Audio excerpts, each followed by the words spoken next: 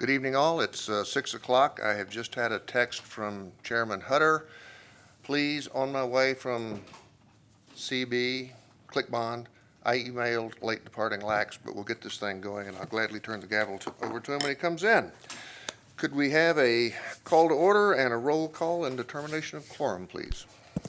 Chairperson Hutter, Vice Chair Peterson. Here. Member Law, Member Posick. Here. Member Shirk. Here. Member Stotts, Member White. Here. A quorum's present. Thank you very much. Would you all rise to the Pledge of Allegiance?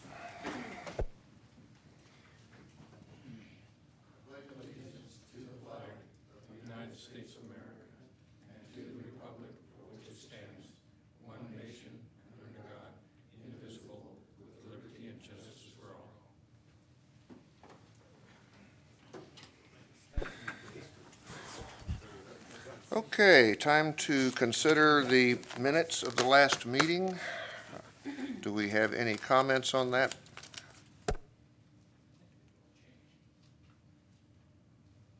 We have no comments. If there's no comments or objections on the minutes, we're going to need a motion to approve. Second from someone? Second. We have a motion and second. I don't think we need more comment, do we, Steve? No, not on this. Okay. I mean, this would be the time after the motion, the second is when you would ask for other comments from the Right. board. But at this point, no more comments. All right, I'd like to have everyone in agreement say aye. Aye. Any nays? A unanimous passed. Modification of agenda. The chairman reserves the right to modify the agenda in order to most effectively process the agenda items. I have been asked to move item number 3 to the head of the list so that he can attend another meeting, plus which I think we'd benefit from having Chairman Hutter here for most of the other items. So, Mr. Robeson, would you come forward? Or whoever's representing Robeson. Would you please state your name and sign in? Mr. And give us a briefing Mr. on it. Vice Chair. Sorry. I think you're supposed to call for public comment before you jump into the hearings. Item E. I didn't see our regulars, suspects, so. Public comment. Members of the public who wish to address the airport authority may speak on agendized and non-agendized matters related to the airport. Comments are limited to 3 minutes per person or topic. If your item requires extended discussion, please request the chairman to calendar the matter for a future airport authority meeting. Do we have any members of the public who would like to address the authority? Sorry. No, you're fine. Thank you for that, Steve. That's okay. All right. Please come forward. We'll pick it up from here. My name's Nick Brashears. I'm with Robeson Engineering. I talked to you guys a few meetings back about a UAV project in your airspace, and we had another one pop up that I would like to present to you guys for an amendment to our letter of agreement. And on my computer, I have all the same kind of stuff for you guys for the site specifics and whatnot.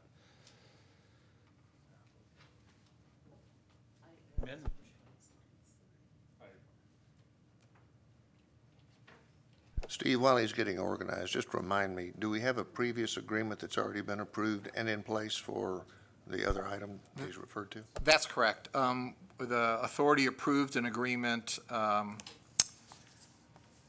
regarding the pit that's on the north, just on the other side of the hills to the north. It includes all the FAA criteria that it has to be line of sight, that the pilot in command has to have a pilot's license, that there has to be enough power to the unmanned aircraft to conduct the intended operation and to operate for at least 5 minutes with a reserve, that they cannot conduct operations at night. They need to stay clear of and give way to manned aviation operations, and a variety of others. They will also, you guys also added additional conditions that they'll monitor the common traffic air frequency and communicate with aircraft in the area if there are any aircraft in the area. In the final analysis, if there is another aircraft in the area, they give way to the manned aircraft. The recommendation, depending on what Mr. Brashears tells us in terms of location, are a recommendation would be to simply amend the agreement to include this additional operation area to the other one. Thank you. So, Mr. Rushiers? So, the site is 2.7 miles to the northwest of the airport. This is the site right here. And it'll be the area in the red.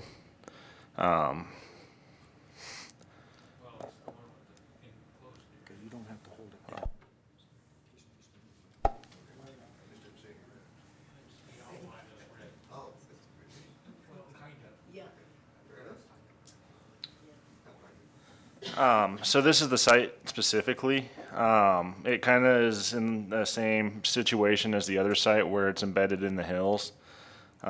Here is a side-by-side of a topographical of the area. And I can make the lines show up a little bit more defined. But this is the pit, and as per our 333 in code, we can't go above 200 feet, which would put us well below the ridge line once again. And then any aircraft making an approach to the airport, short of a helicopter, should be higher than that significantly. Alrighty, any more to substantiate the request for amendment? Or is that the story? That's kind of it. Do we have any questions from authority members?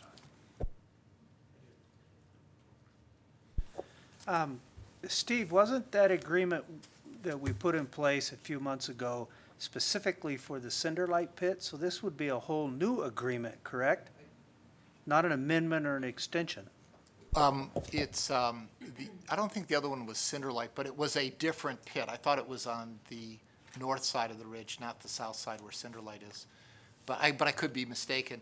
But I think essentially we were doing another agreement with all the same terms, but it seemed like the most efficient way would be to approve adding this on to the other agreement, and that could easily be done with a one-page amendment.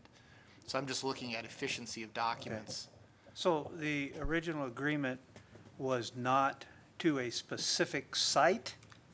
It seemed like it was. Yes, it was. And so this amendment would add a second site that would Okay, be included all right. under the same terms. I'd agree with Mr. Takis in that if the location specifics are much the same, in that it's lower than the terrain and out of our flight paths, and the operating standards are the same, it would make sense just to add a page that says, and these two pits included. Any other questions, comments? Ms. Law? Is the property contiguous to the former piece of property that was approved? It is not. How far is it? 3 or 4 miles away. Okay.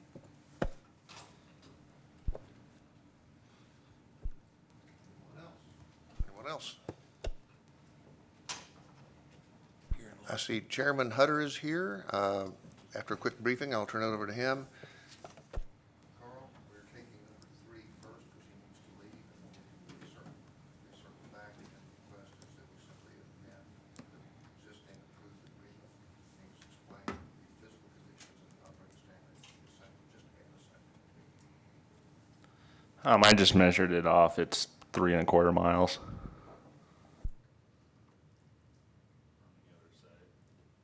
Thank you. Add discussion and questions from the authority. No one else, unless we want to go to public comment. Is that where we'd pick this up?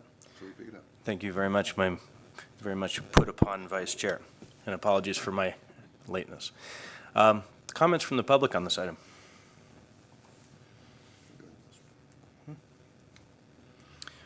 Okay, hearing none, back to the authority, and we'd be in need of a motion, I believe, if I'm joining at the right point. Move we approve the request by Robeson Engineering to operate an unmanned aerial vehicle to survey the gravel pit identified by Mr. Rushiers. Such operation to be conducted under an amendment addition to the terms and conditions of the prior approval.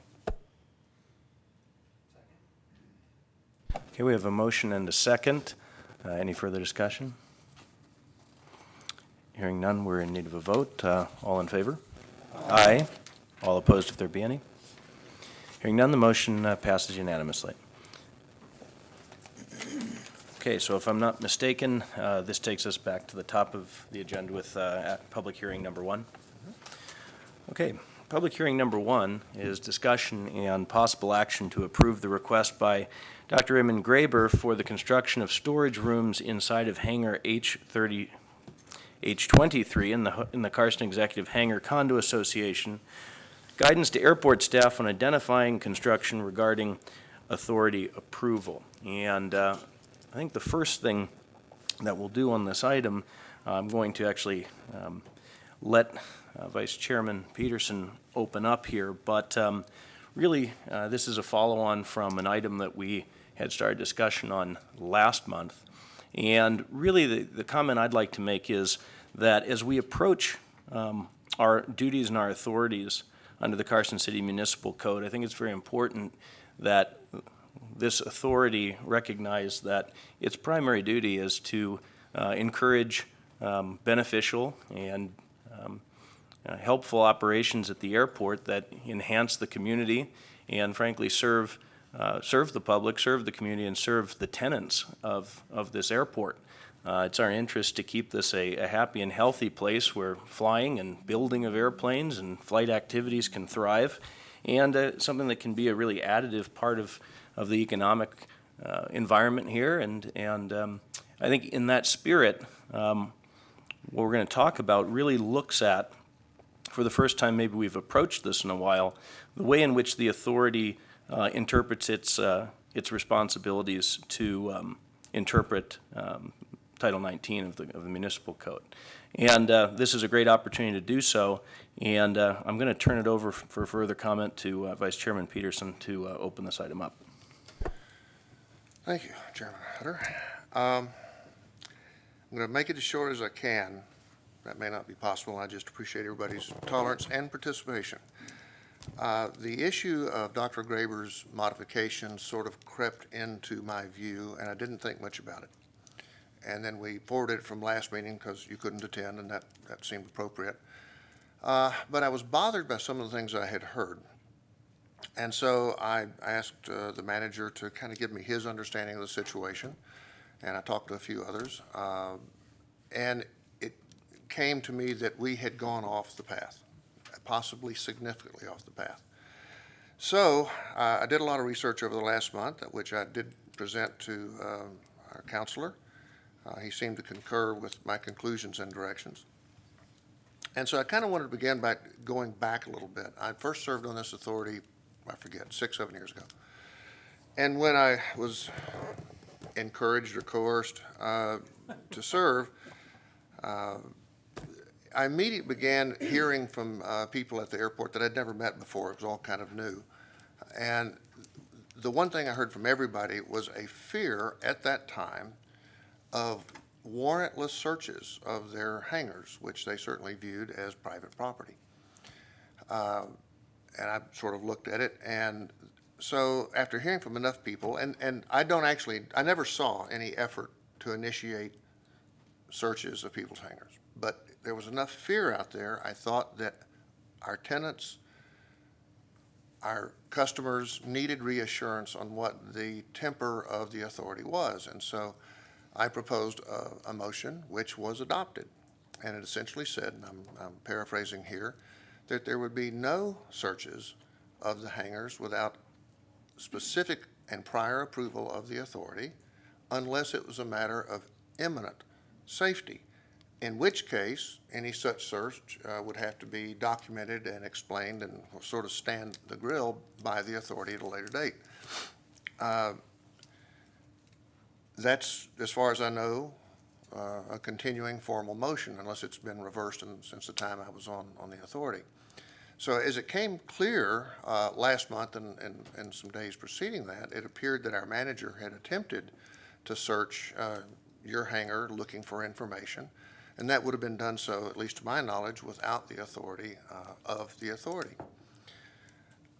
It may have brought this to a head in a way that's going to, I hope, turn out to a positive for all of us. I did a lot of research, and you know, we all of us are guilty of believing something based upon word of mouth. You know, we know what the law is until we bother to actually go read the law and then get it interpreted by somebody more expert than we are. So when I look at the job of the authority, I would say that first and foremost, we have a job to attend to safety, whatever that may mean. We have to conduct the airport operations in a manner that they are as safe as possible to everybody, pilots, people on the ground, neighbors.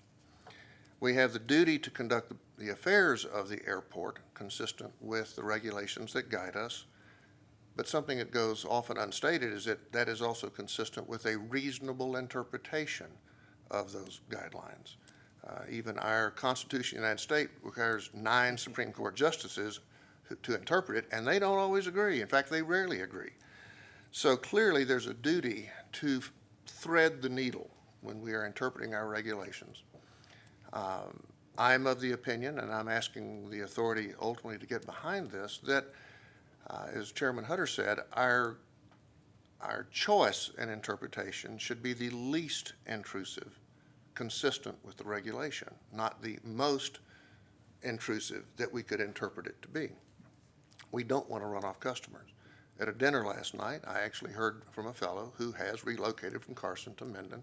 He's just fed up with the mood around here on such things. We need to reverse that. We want to attract business here, and the single most potent thing to attract business is word-of-mouth advertising from happy customers. So we don't want to be running them off. So I dug into this, and I've tried to understand Title 19, which I was on the committee that wrote it. You'd think I did, but I don't. I also did some digging into the code enforcement decision and to the building department of Carson City. And I'm going to extract just a few comments here because, again, this could take 3 months to cover if we don't. The code enforcement decision, they state at the very beginning of their website about what they do. It says, we are working with residents, neighborhood associations, public service agencies, and other Carson City departments to, and this is their first statement, facilitate voluntary compliance with the codes. Then on, empower community self-help programs and establish community priorities for the enforcement program. So right there they tell us that why don't you try to get along here and follow the codes rather than have it be the other way around, that we come out with the heavy enforcement, the heavy inspections first. Then I got into it a little bit farther, and if I can find my papers in some order, I tried to determine when is a building permit required. We all agree, and this is confirmed by Council Takis, that airport authority approval is required if a building permit is required.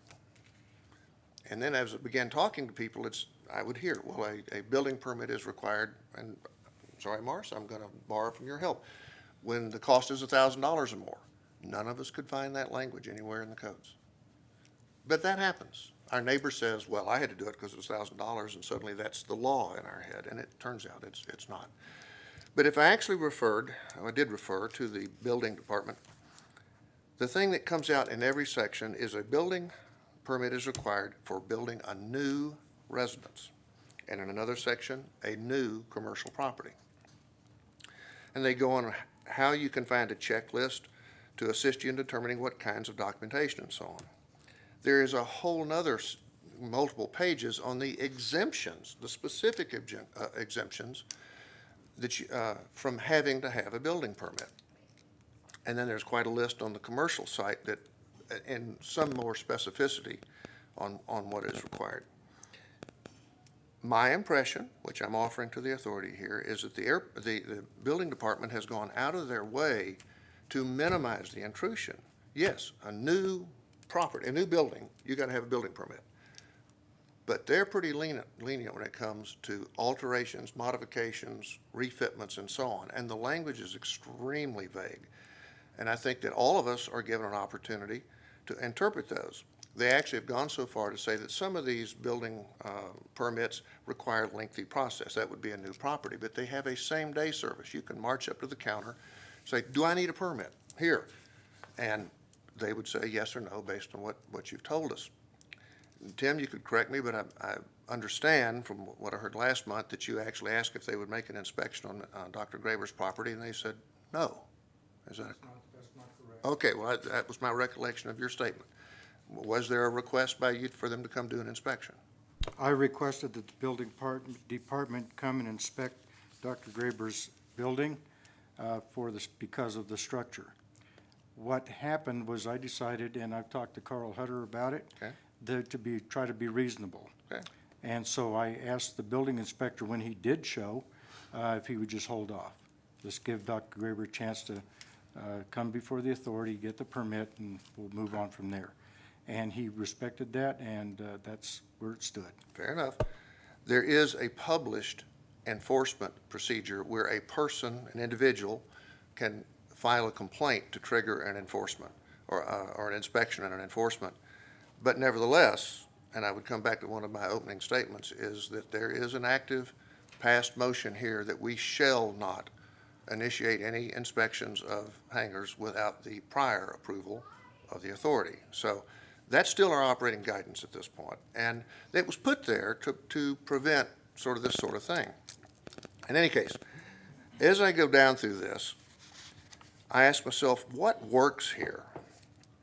What can we do to simplify the procedure and to prevent frustrations between the authority and the manager and our customers, our tenants? And it dawned on me, we, in aviation particularly, we already live in what we call a world of self-certification. If I'm going to fly a glider or a light sport aircraft, I simply certify that I am medically fit to do so. I do not have to go to a doctor first. If I'm going to get in an airplane, I don't have to go to an IA to sign off that it's airworthy in every flight. The pilot is responsible for the airworthiness of that aircraft. And you can go down through this sort of thing again and again and again. And what you find is, yes, there are consequences if you make a faulty decision. But that comes if an event occurs which prompts enforcement. It's not enforcement before the event. And that's what I'm recommending that we adopt here, which is that we respect our customers, our tenants, to own the responsibility to determine if a building permit is required. That's what I do at my house. If I decide to put in a closet by putting up a non-load-bearing wall and some sliding doors in it, and my neighbor comes over and says, you can't do that without a permit, frankly, I'm not going to get along with my neighbor much anymore. And he's wrong. And that's the point.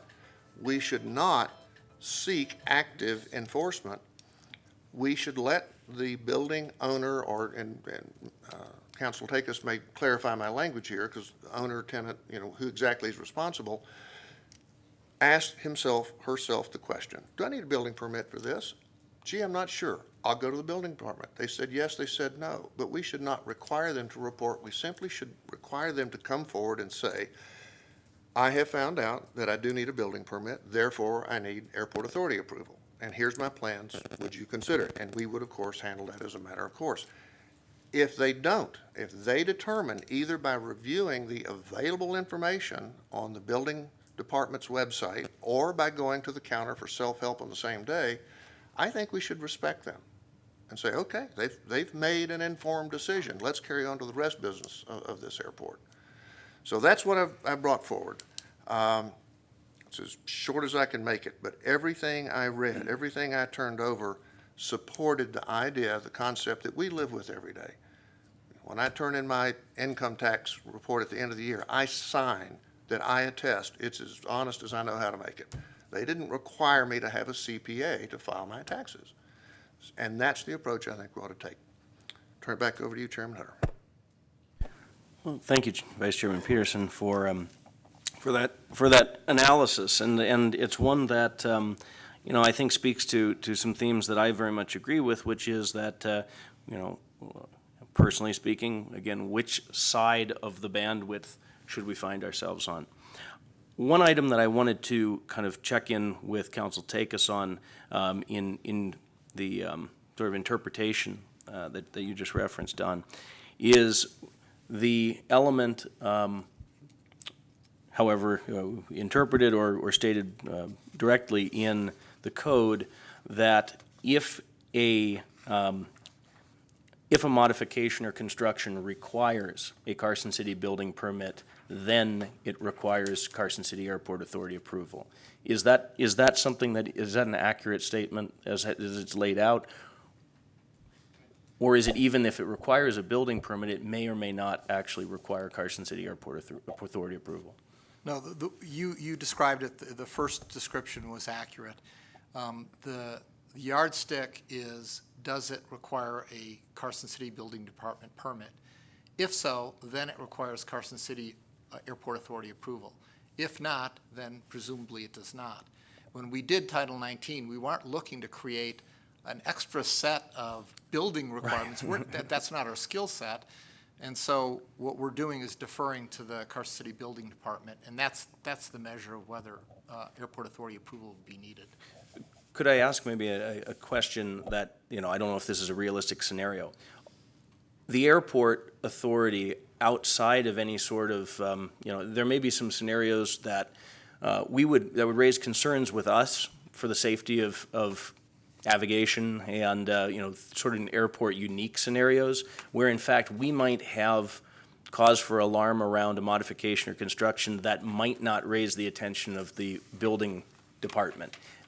I don't know if there is such a scenario, but let me just point an example. Is there a situation where, for example, a leaseholder might want to erect some sort of a tower or a structure that we might have concern with, but might not necessarily require a building permit? I mean, do we have a protection as it's written and as you've interpreted it, that there might be a scenario where the airport authority would want to retain the ability to block or approve some sort of construction that the building department may choose not to concern itself with? I don't know if you need a building permit to put up a flagpole, but certainly if somebody was putting up a flagpole or something that extended into the Part 77 airspace, that would be something we would be concerned with. But that would also be a violation of the lease. The lease says they have to do any construction, in fact, almost all the leases required them to construct hangars because that was a condition of the lease, and they have to do it in concert with all the aviation criteria that we have at the airport. So if somebody did something, I'm not sure it would be a building department issue as much as it would be our concern that now this person is violating some other criteria, FAA criteria, that we need to comply with.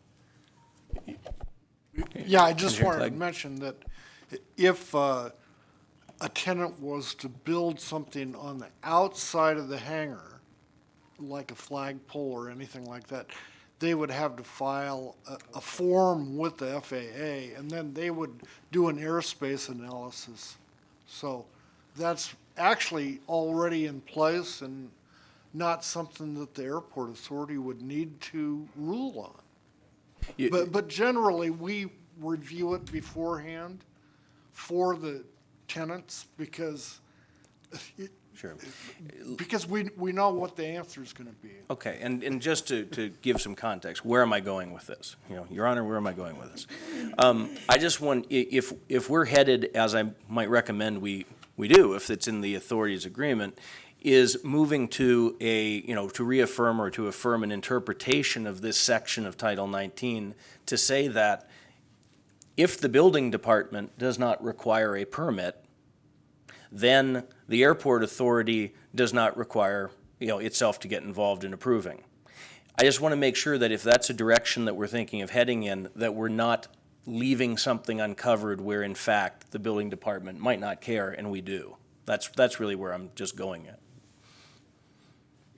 I think that's a legitimate concern, and I think we're covered for that. I think that the real issue that kind of came to a head here is what goes on inside the hangar. And, we lease those hangars. Admittedly, they are on Carson City property because Carson City owns the dirt, but we lease that property to people who build hangars, condoize own them, and really what goes on in that hangar is they have an expectation of privacy, it's private property. And so that's where it gets a little sticky. Stuff that's on the outside of the hangar, I mean, if that interferes with airport operations, I would expect that the airport manager or somebody else would take action on something like that without any need even for this section. it's interference with the airport. Well, good, and I'm glad to hear you say that, because I mean, where I'm heading is if we're streamlining here, as little as possible, as much as necessary, in terms of regulation. Want to make sure we're not leaving any holes. So, give it back to Vice Chairman Peterson for a second, then we'll go to some wider comment. Thank you. In the hours of research I did, everything you've raised here, Chairman Hutter, was spoken to either in the Carson City building codes or in the Title 19. So I'm not saying that every possible contingency has been anticipated, but all that you named have. Ultimately, if and when we get to making a motion, I've tried to encompass that as well. But there's something I want to touch on, and Councilor Takis, I'm glad you did that. I have read some comments, various people involved in this process, that I believe have misinterpreted what these hangars are. As Councilor Takis said, they're private property, and they are protected by the Fourth Amendment of the Constitution of the United States against unreasonable search. They are not public properties. Now, an exception to that might well be a business, and that brings me to the next point. I've read an opinion from somebody involved in this process that all of them are commercial. I believe this is incorrect. In the actual Carson City Building Department, where they discuss commercial versus residential, the distinguishing element in that is a business being conducted open to the public where they come in and you take their money in exchange for services or goods? That is a commercial building. Its use is what defines it. If the hangar is, for this discussion, owned by the person who built it and it's their airplane, I believe that is a garage. And if I have a garage at my house, I don't live in it, but it's still a residential property. And so the laws for modifications and finishing out on the inside, I believe, would be the residential rules. This page here, by the way, these 2 pages here, are exemptions to those things which require building permits. It's quite extensive. You can do all the cabinets you want in your residential property with no building permit.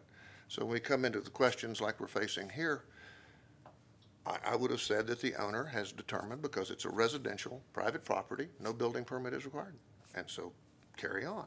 So I just wanted to mention that I think we've got at least 2 misunderstandings. One, are they public properties? And your interpretation is not, and I would agree. They own from the ground up. It's theirs. They have a right of privacy. Are they commercial properties? I would say Steve and Sterling Air are in a commercial property. They are leased out for the purpose of the conduct of business. That's commercial. Dr. Graber, I don't know you well, but you're housing your airplane in there. You don't conduct a business there, I'm assuming, for this conversation. It's a residential property in that sense. And so there's different rules here, all of which are available to anybody to determine, do you need a building permit for what you want to do? This is not secret. And I wouldn't want our manager to have to spend time becoming an expert in this. I wouldn't want to be an expert in this.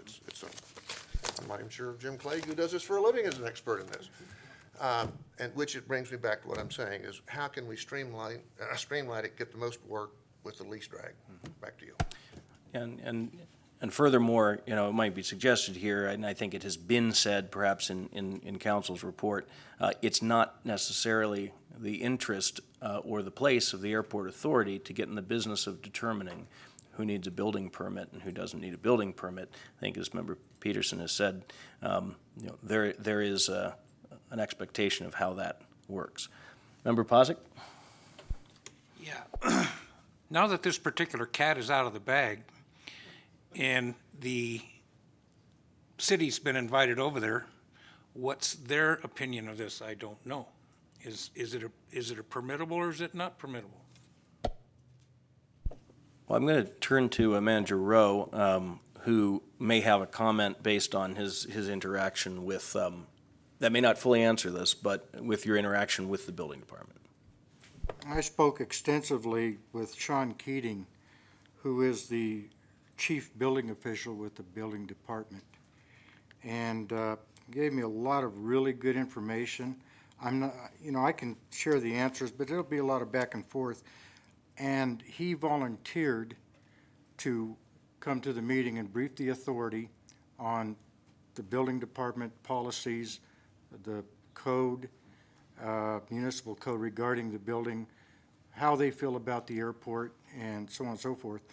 Of course, it was too late to get an agenda item to have him brief the authority for this meeting, but he volunteered to come anytime you want to see him, and I thought I would bring that up.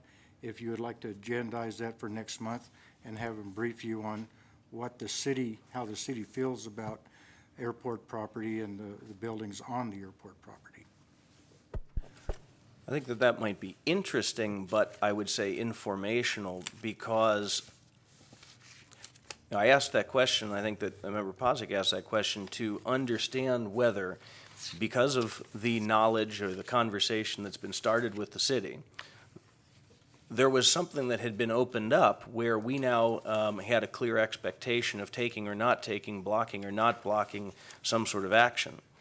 And the feeling I've gotten, your comments there notwithstanding, is that there's nothing that says this authority has to put itself in the business of determining in any way whether a building permit is necessary.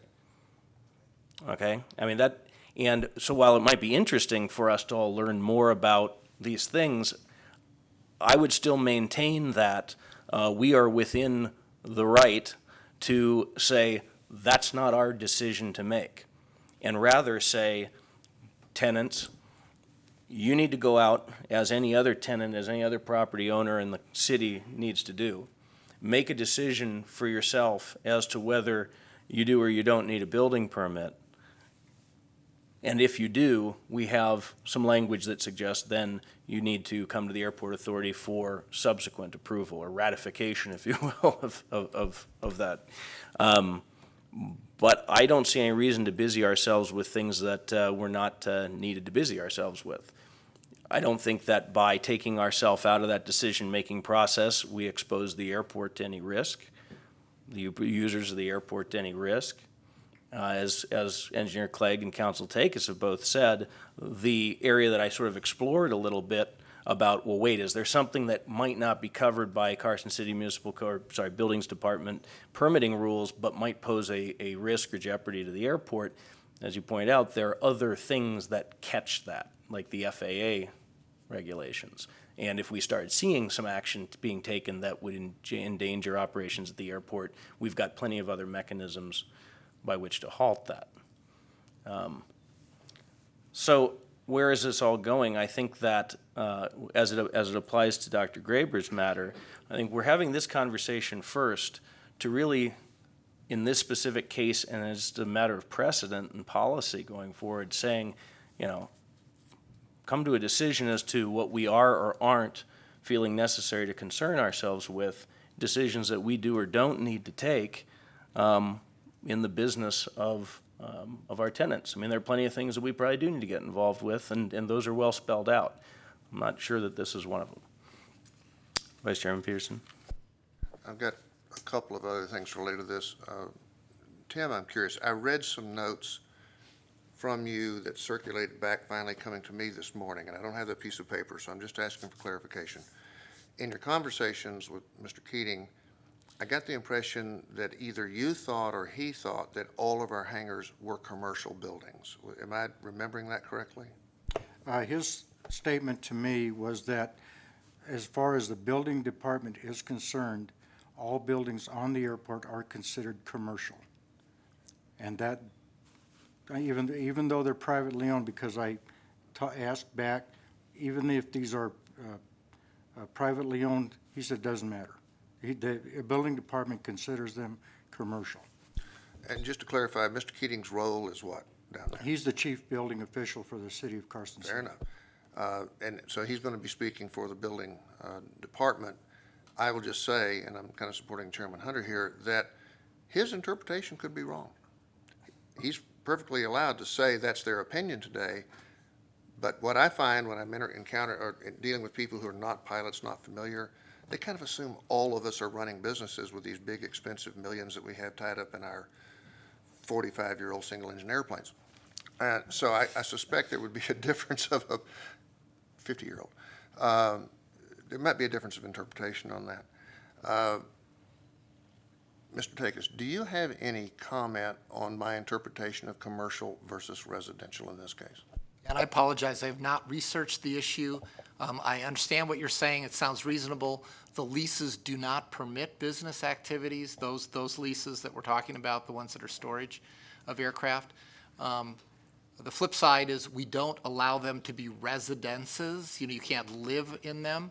However, Title 19 does permit pilots' quarters for, crew quarters, so that if you have to leave early in the morning, you can stay out there, or if you get in late at night, you can stay out there. And so there are many hangars that have crew quarters built into them. They kind of, as I listen to it, it seems like they fall into a gap in between, and I don't know which way they fall in. But clearly, we do not allow businesses to be conducted, so I have a little bit of a problem with the commercial. And so I guess I lean toward residential, but candidly, I haven't done the research, and that's really what I should do to give you an accurate answer. And that's fine, and actually, that's kind of my point. I think there's an ambiguous area there.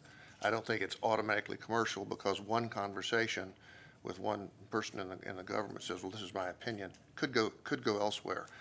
And again, when I reviewed the statements, the documents from the building department, 100% of their determination was a business being conducted. If there wasn't, go see the residential information. See the fact that it's a garage behind my house. I don't necessarily want to get hung on that just now, because again, if we have to go that far, then that would be its whole hearing. I think that wouldn't just be tonight. Well, But if I might, I think there's another Okay. aspect, okay? The commercial versus residential determination, if I hear you correctly, Don, we're still talking about, is it this set of building permit regulations or this set of building permit regulations?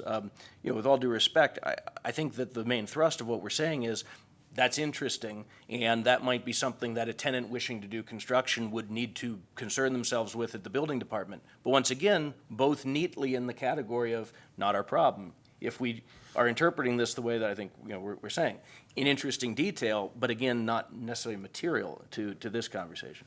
that's why I don't want to get too lost tonight, because as you said, it really isn't central to tonight's business.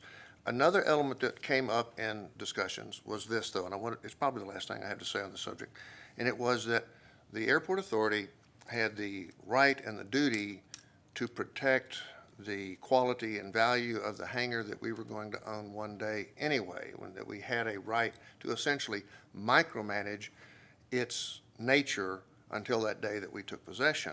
And as I came to understand the rules, I disagree with that interpretation. We have granted a private individual the right to build a private, and I'm going to call it residential building, but it's their private building on top of the land that they lease.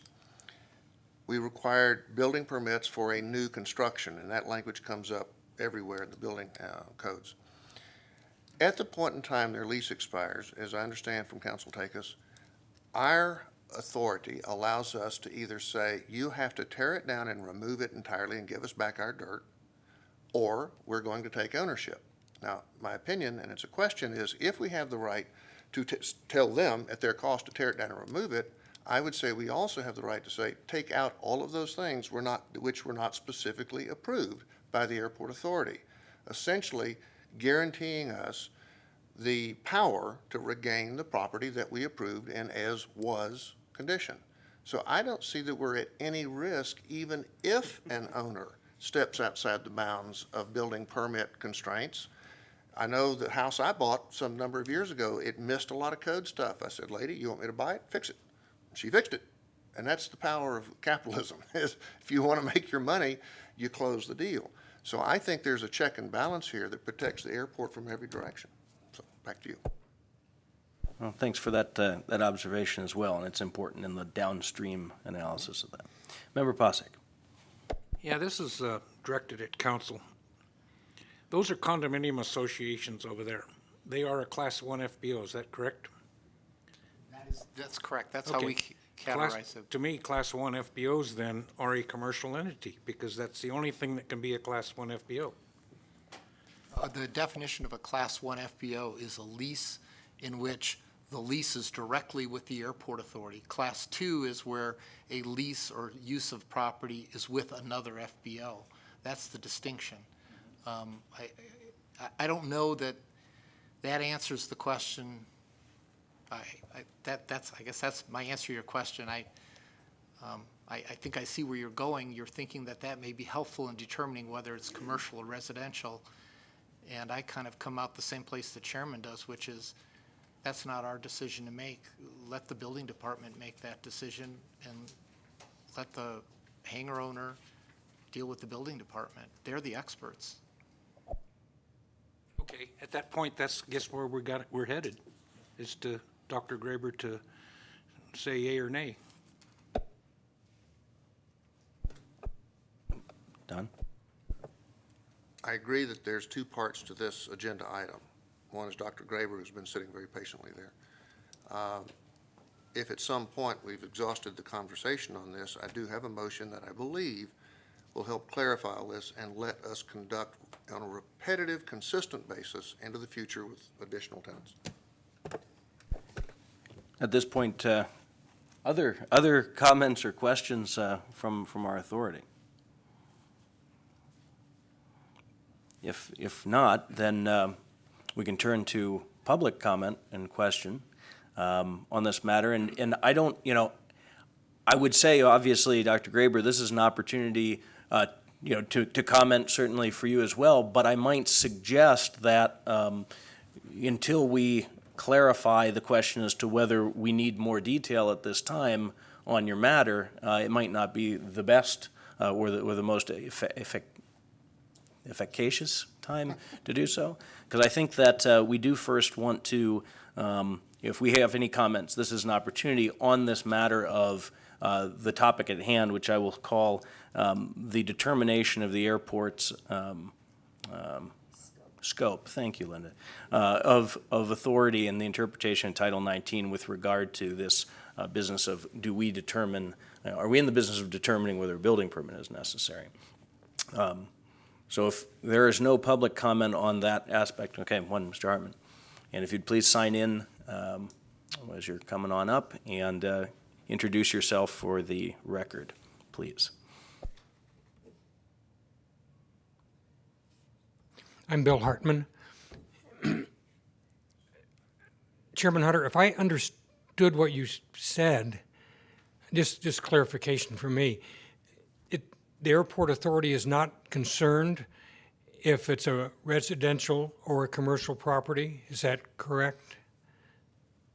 Well, there are a lot of matters or contexts in which the airport is certainly very interested in whether the activity being conducted in a hangar is of a commercial nature or a residential nature or, but those things aren't, I don't believe, within the scope of the agenda item. And what I'm saying is I don't think any of those determinations are relevant to the matter that's been agendized tonight. Okay, good. Because my concern was similar to what Member Posick said, I think, in that I, like many others, rent hangar space from a business, okay?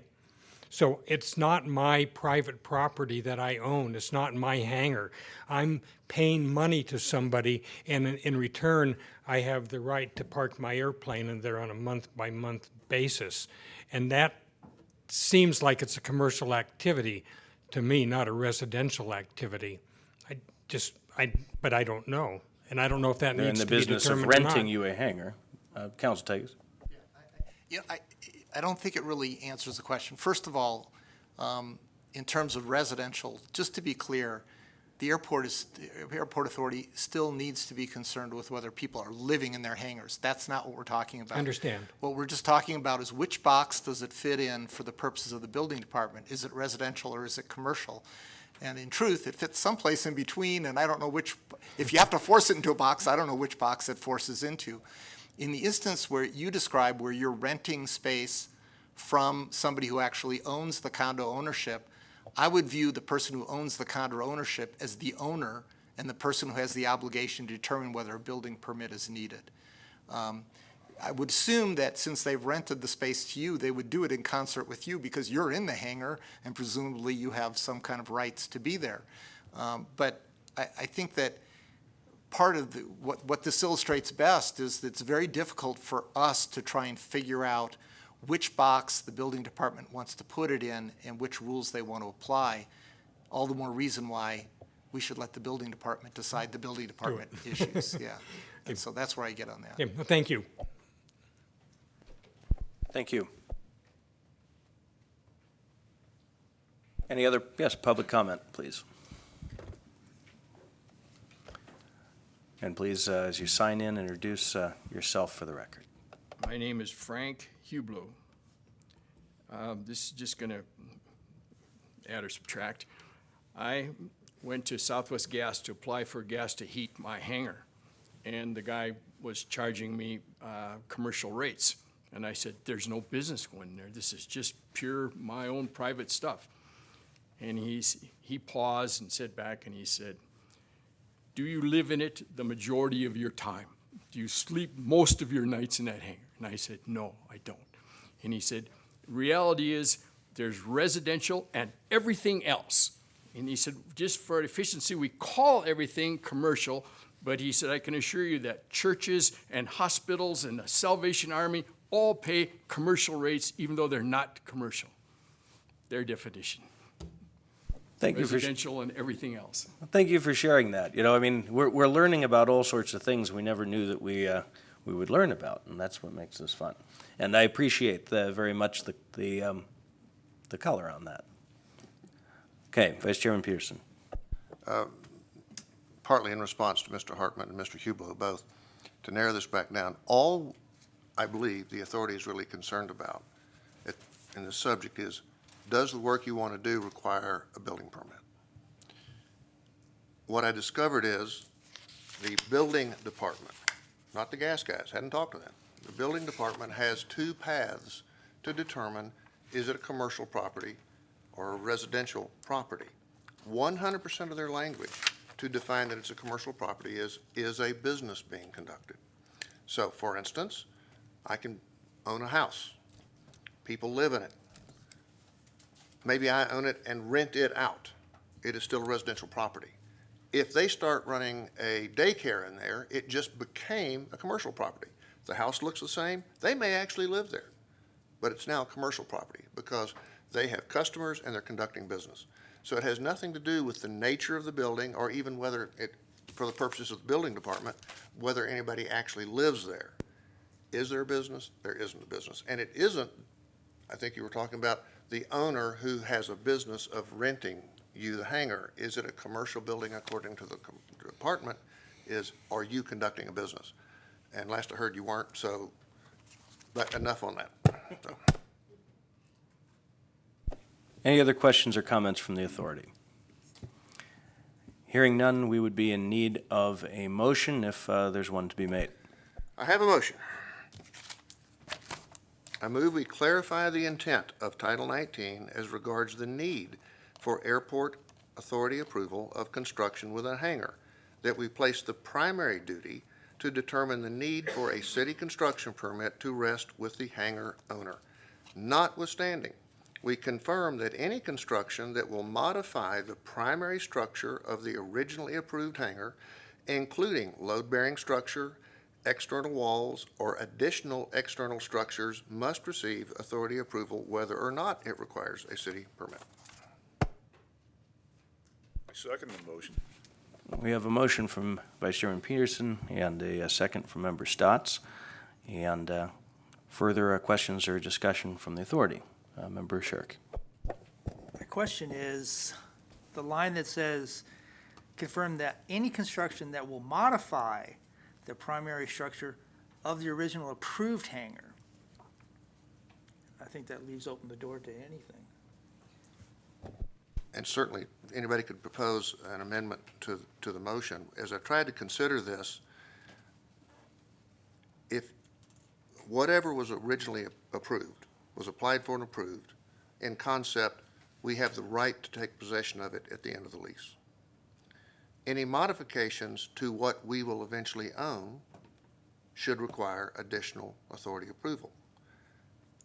In keeping with the building codes and the exemptions, if they put up shelves that do not change the engineered load bearing structure, I don't believe that's a modification to the originally proposed, because the original load-bearing structure still exists unchanged.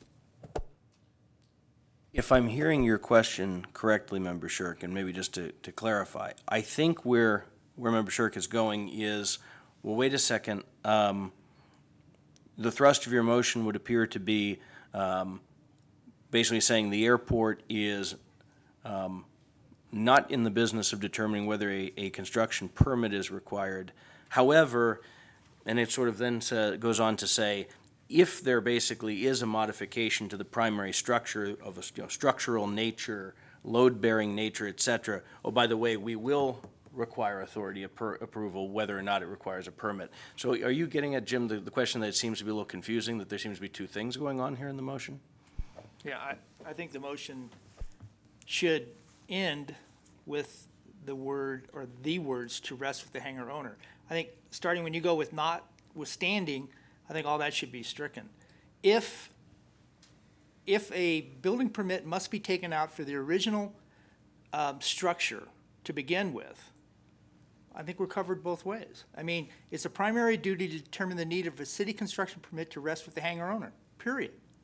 I don't think you need the rest, because I think it opens the door to people saying, well, wait a minute, the construction that will modify, okay, now we're right back to where we started. We're doing it all over again. Just leave it, in my opinion, leave it. It's a hangar owner's responsibility to get the building permit. Everything else, I think we're covered to begin with. I agree with you, and I would accept that amendment. I just wanted to add, part of the reason I wrote the additional was in the building codes, it is allowed to build a freestanding shed of up to 120 square feet without a permit. And so if somebody came out and built a shed behind their hangar, there may be other rules, but the building codes don't require a permit. And that's why I tried to include that, because we wouldn't want that out there. It's going to get in the way of the taxing or something. Okay, and Yeah, I agree, but it's a never-ending story again. We're going right back to the same thing again. I think when you put this line in there that says will modify, I think someone could question, challenge you. I think we're going right back to the same avenue. and I think it could be taken out, given that in 1902-02-0340 approval of construction, it actually starts out by saying no buildings, structures, tie-downs, ramps, da-da-da, or other improvement or addition on the airport, like that little shed, like the flagpole, like the tower, whatever, shall be placed or constructed without the prior approval of the airport authority. Okay, so I think, to Jim's point, we're covered even without that extra language. I'm content to accept the modified motion deleting the second sentence. Member Stotts, would that meet with your approval Yes. for a second? Yes, I will second that. Okay, the motion is so amended to strike everything past to rest with the hangar owner.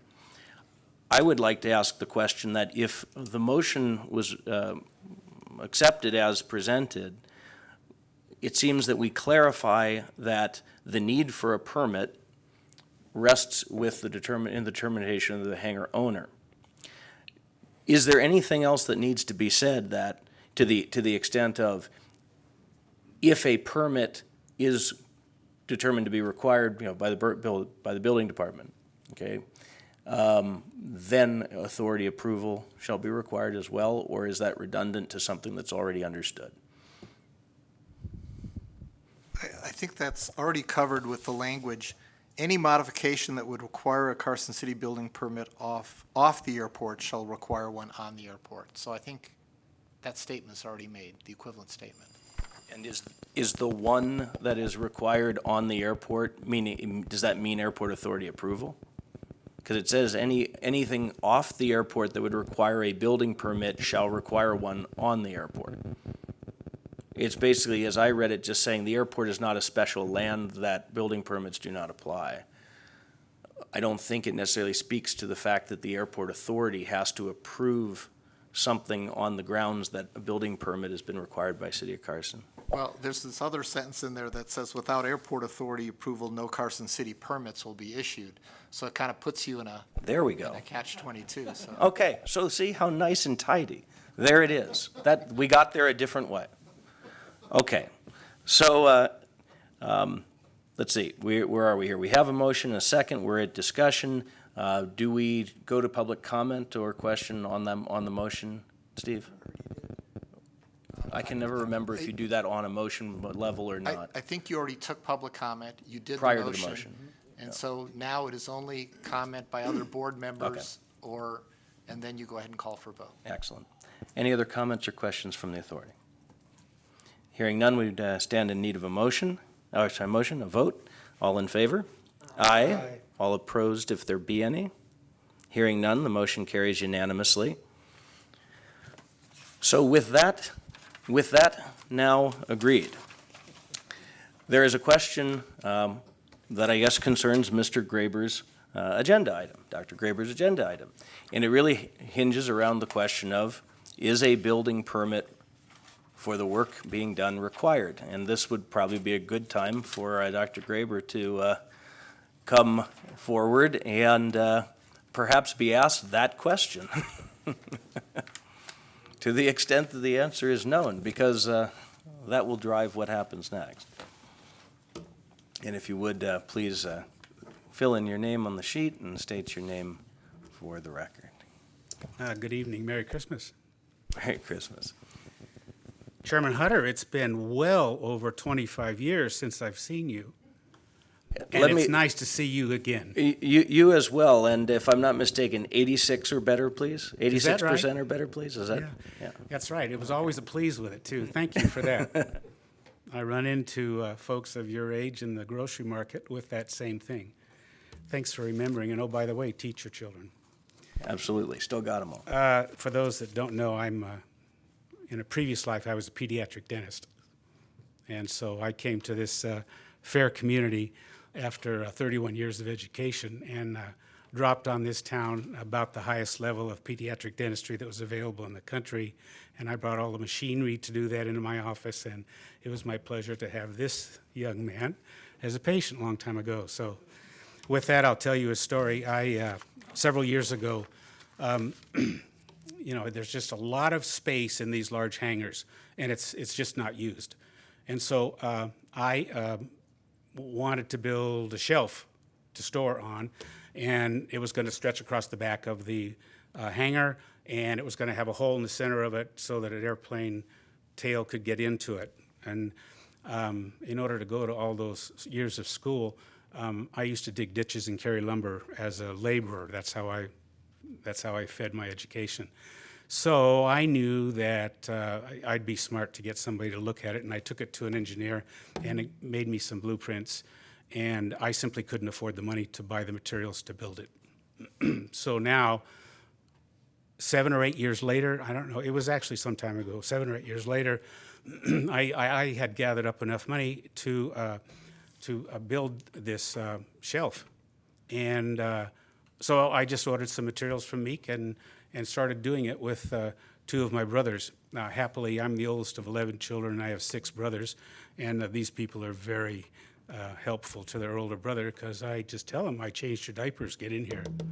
So with that in mind, we went to work and started building, and then the manager told my brother that, did I have a building permit? And he said no, and he said, well, you can't do that. And I was asked to stop, and I did, and I was never asked to look at that structure. The plans are freestanding. It is 4 to 6 inches away from the building. There's a 6-inch slab, and it's designed to give me the widest space to get a tail of an airplane, such that I didn't have to alter the concrete. It just became really expensive. So everything was built really above board with a stamp on it, an engineer's stamp. And since when I was told to stop, since it was some time that I had the blueprints drawn, they actually weren't according to the most recent codes. So I had to go buy another set of blueprints, which I did. And then that takes some time. So, I was told to stop 3 months ago, 4 months ago, something like that. nothing's been done since that time, and so we're in the process here. And I am just really appreciative of the work you have done, Mr. Peterson, because I don't like being a spear chucker, but, you know, here I am. I'm a spear chucker, and you have put some things into the rules and regs here that are going to be meaningful to someone. So, with all of that said, I don't know whether I need a permit or not, and I'll find out. And I will bring you back one, and it'll be fine, okay? Because I have to go to the building department and do that. I was told to come here first.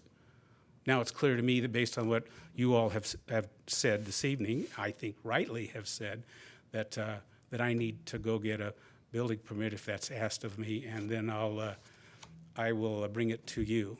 I would suggest that you consider maybe another motion that says you don't have to have the airport authority to do it, but more specifically, it could also be an appointed member. So, Mr. Hutter, Chairman Hutter, if I could just bring them to you, for example, after I get them, then you could say, okay, fine, it's a building permit for a shelf, and that's it. In fact, the agendized item doesn't hit the vernacular on target. It says rooms. I'm not building rooms. There are rooms there. I'm building a shelf. It just so happens that there has to be a room there because I can only get about 14 feet in the center, so the rest of it has to be, on the sides, have to be what could easily be shown as rooms. I'm not building rooms. I'm building a storage shelf. I'm trying to take advantage of all that space that's up there. I took down shelving that I bought at, was it Shopko? We had Shopko out there. I took down shelving from Shopko in order to get something that's more substantial. Questions? Vice Chairman Peterson.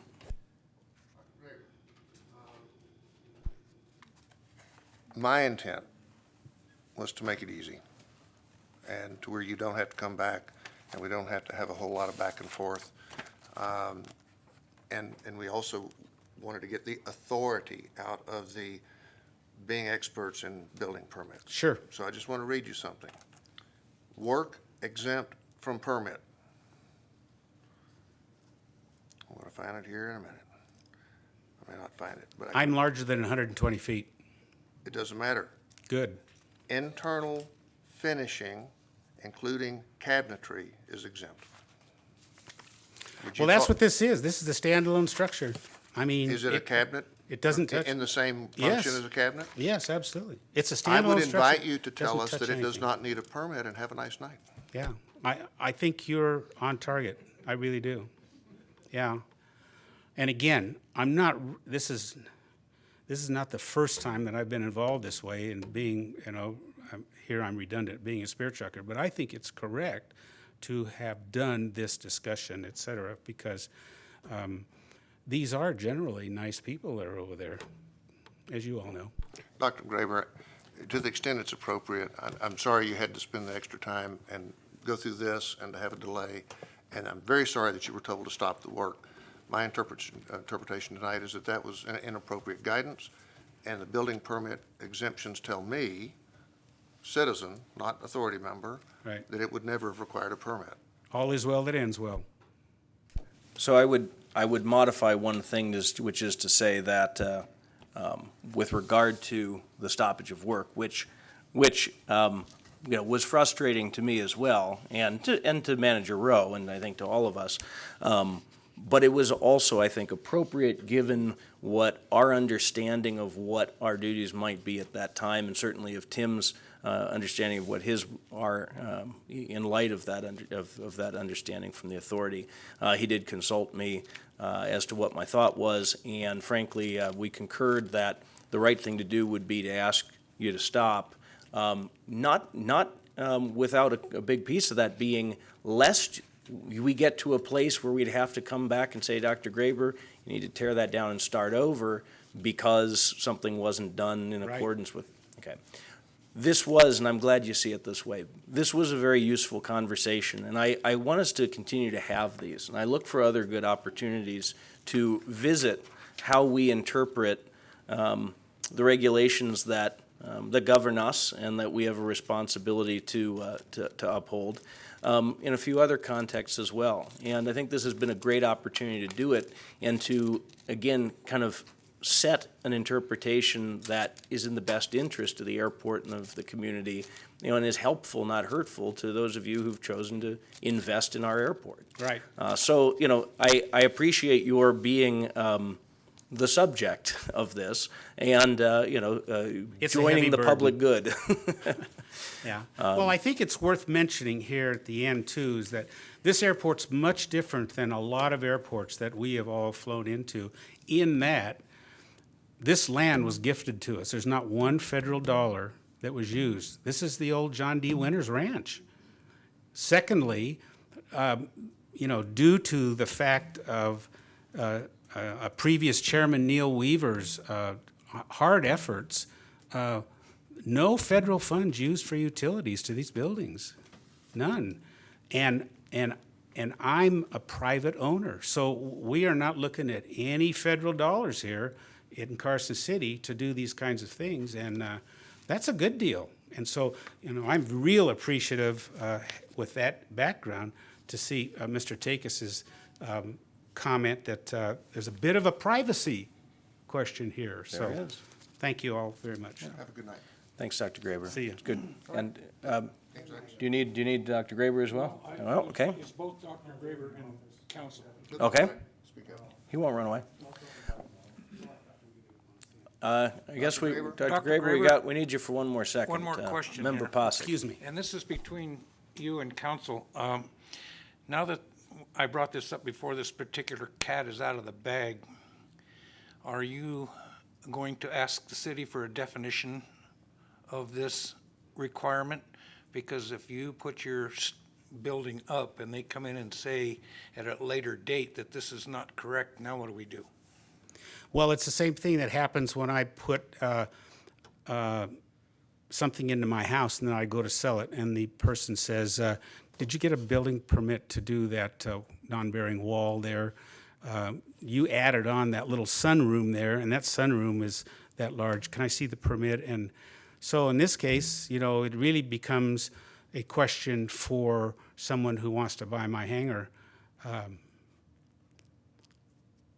I actually looked at getting the damn thing sold and get out of here too, but Okay, but my I think original that's- question was. I don't know. I'm going to think about it, Steve. Whether the city or the district attorney for the city says whether yours is a residence or a commercial building is going to change this whole concept. Sure.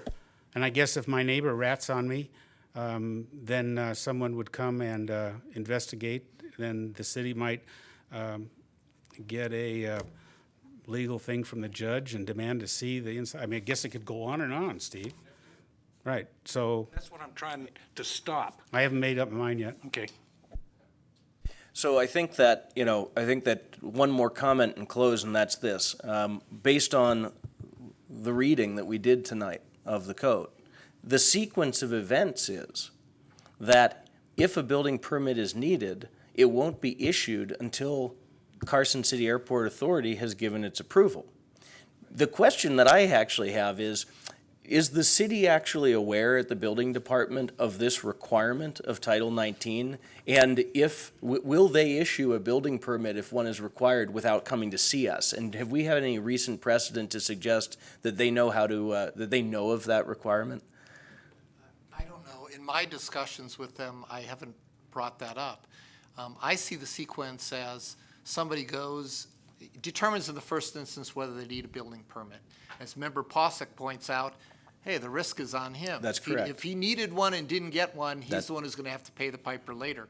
But they go to the building department first if they're going to investigate it and find out whether they need one. If the building department says, yeah, you need one, then they come back to us for approval, and then they've got something to take to the building department saying, I've got the airport authority's approval. Do they know that that's the process at the building department? I don't know. Okay. I can tell you this, the business license department does know that that is the process.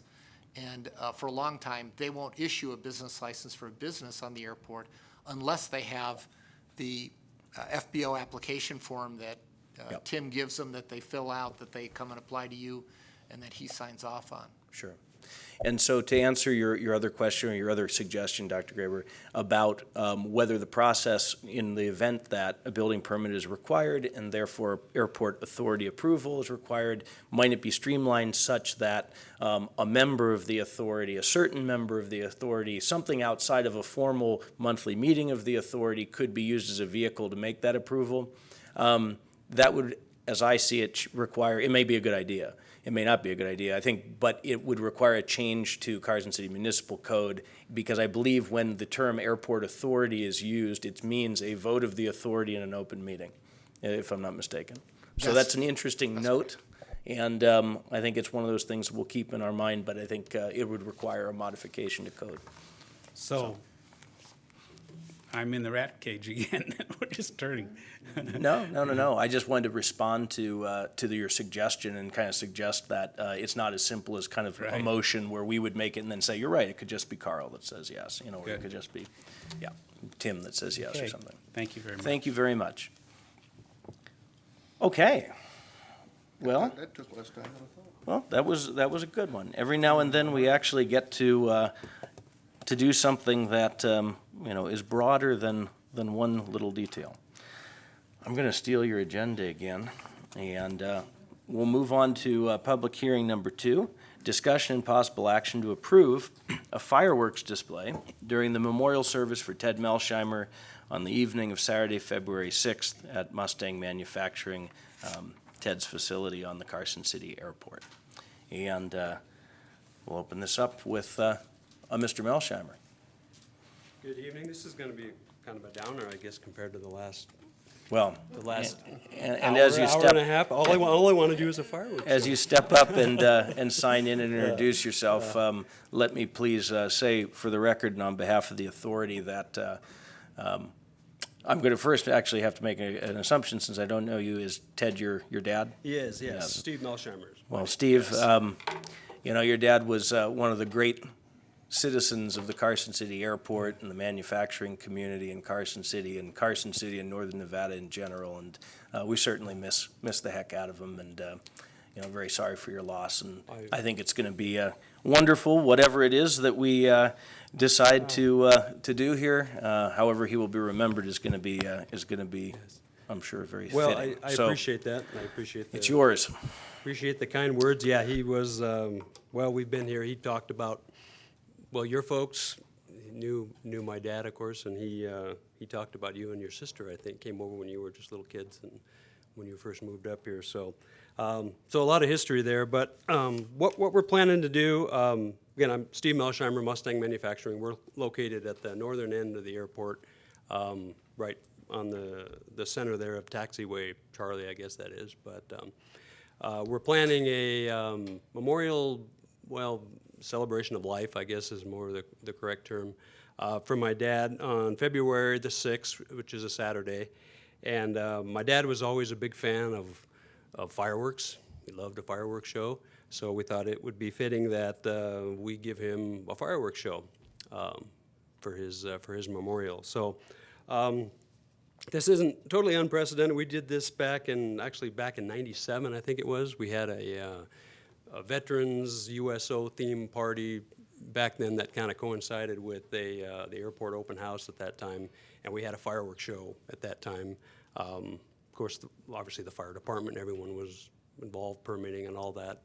It happened to be that night. It was pouring rain, so that wasn't really an issue, but it was a great show. And we want to do something similar to that. I've been in contact with a gentleman up in Reno. His business is called Pyro Guys. He does the fireworks show for the Aces ballpark. If you've ever been to the Friday night fireworks show, he does all that. He does. He was also telling me the 49ers fireworks, which I don't know what all that involves, but he does that every time the 49ers are in town in San Francisco. So a lot of experience there. But has come out and looked at the kind of the layout of what we have out there, and what the plan is to have the fireworks launched, if you will, from what used to be a runway, the dirt runway, that is extended to the south of the taxiway Charlie there. And he's gone out and kind of did his survey of the area, and all the clear space and all that they need around that fits his spec.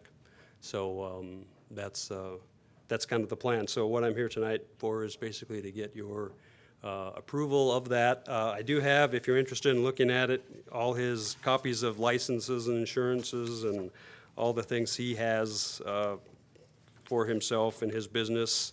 Again, I can leave that with Tim if you need copies of that for whatever.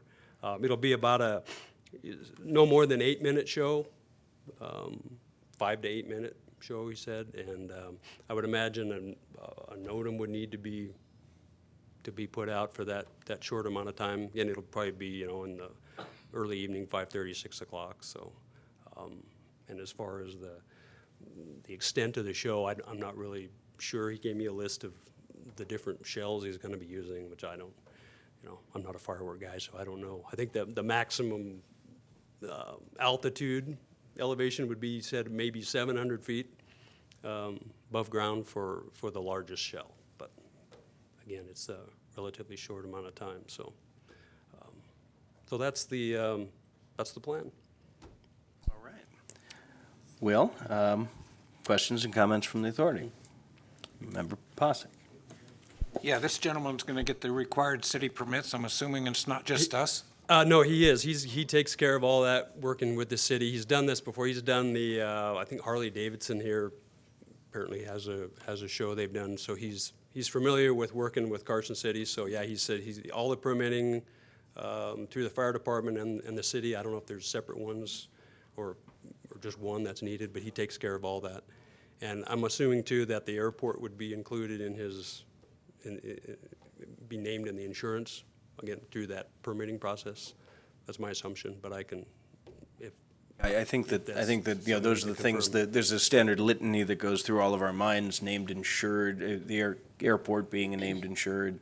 I don't know if that's the shell melting through the taxiway but all of those sort of things, and the fire department obviously involved. And so I think the biggest piece probably that we would have action on is the NOTAM, directing Tim to issue the NOTAM, or have the NOTAM issued, I guess is the correct phrase. Other questions? Member White. Would it be appropriate to have council look that contract over and make sure that everything is truly in line before the show goes off? I mean, we can approve it to go ahead tonight, but I think the final key should be that council should be confident that all our bases are covered. A good point. A good point. So we would have, have that package reviewed, prior to the event. And I am comfortable with this company. I've been to many of their shows, so that's not, I'm not saying that out of fear that we have some fly-by-night guy. I just want to make sure the airport is taken care of.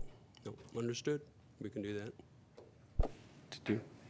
I would just add that I did a little bit of research on NOTAMs. My first reaction is, oh, no, you can't do that. You can't. But as it turns out, it's very common for NOTAMs to be issued for fireworks. And if you just think about the 4th of July, you're not going to stop all the 4th of July fireworks because you have airports, because there's always airports in the area. As a result, there's a body of NOTAMs out there on fireworks.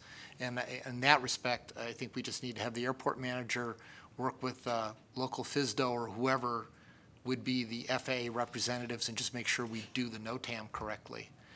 We're talking about a fairly short period of time, and just from my own 2 cents, Ted Melsheimer was a great man.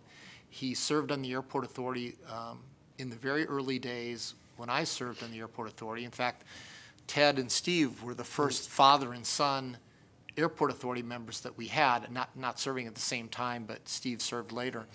And Ted, I have a vivid memory of us getting the airport accounts turned over from the city, and we were all excited because they actually gave us the $80,000 that was in the bank account until Ted told us, yeah, but our maintenance expense for next year is $150,000.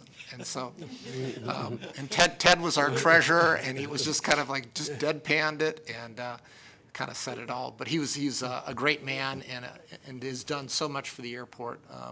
Both Ted and Steve have. And so I totally understand the reason for going forward with this. Thank you. Member Shirk? Council, if you could please define what NOTAM is before we make the motion. I apologize. I usually pride myself on never using acronyms without putting it in there, and I slipped here.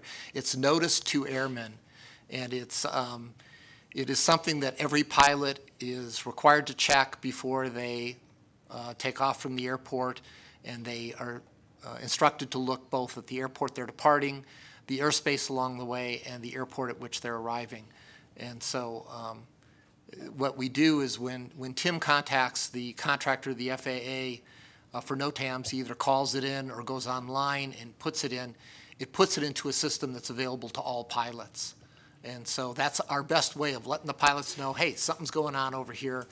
They do it for parachute jumping. They do it for just about anything else that could be a potential hazard to aviation. Okay. Any other member Stotts? Yeah, you might also consider a NOTAM about fireworks to be a siren call for pilots' light to go up and fly around these things. That's I don't know what we can do about that. Really? Not like Burning Man or anything. Any questions or comments from the public? Comments from the public, I guess, it's really what it is. Okay. Hearing none, then we'd be in need of a motion on the matter. Okay, I'll do it.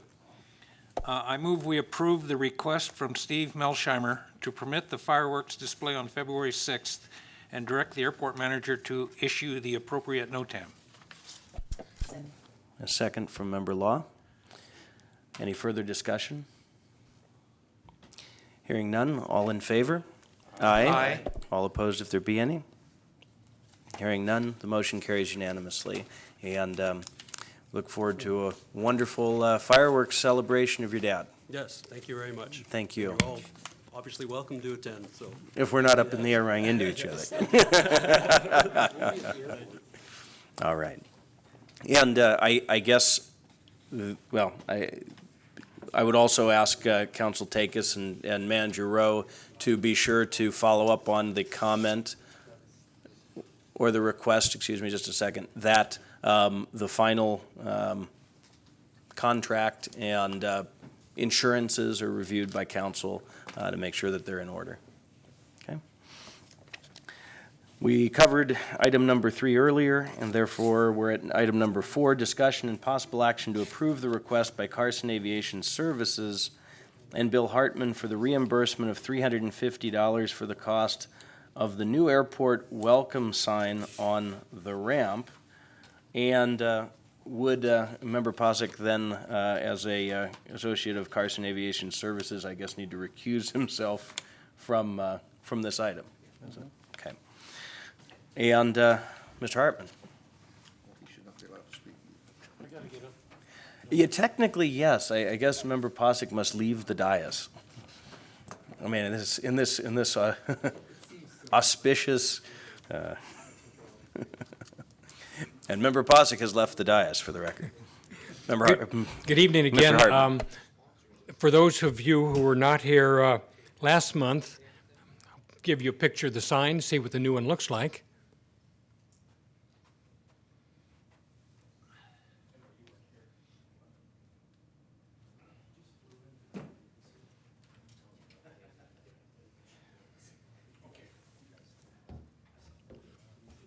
Well, thanks for sharing that. That certainly came out very nicely.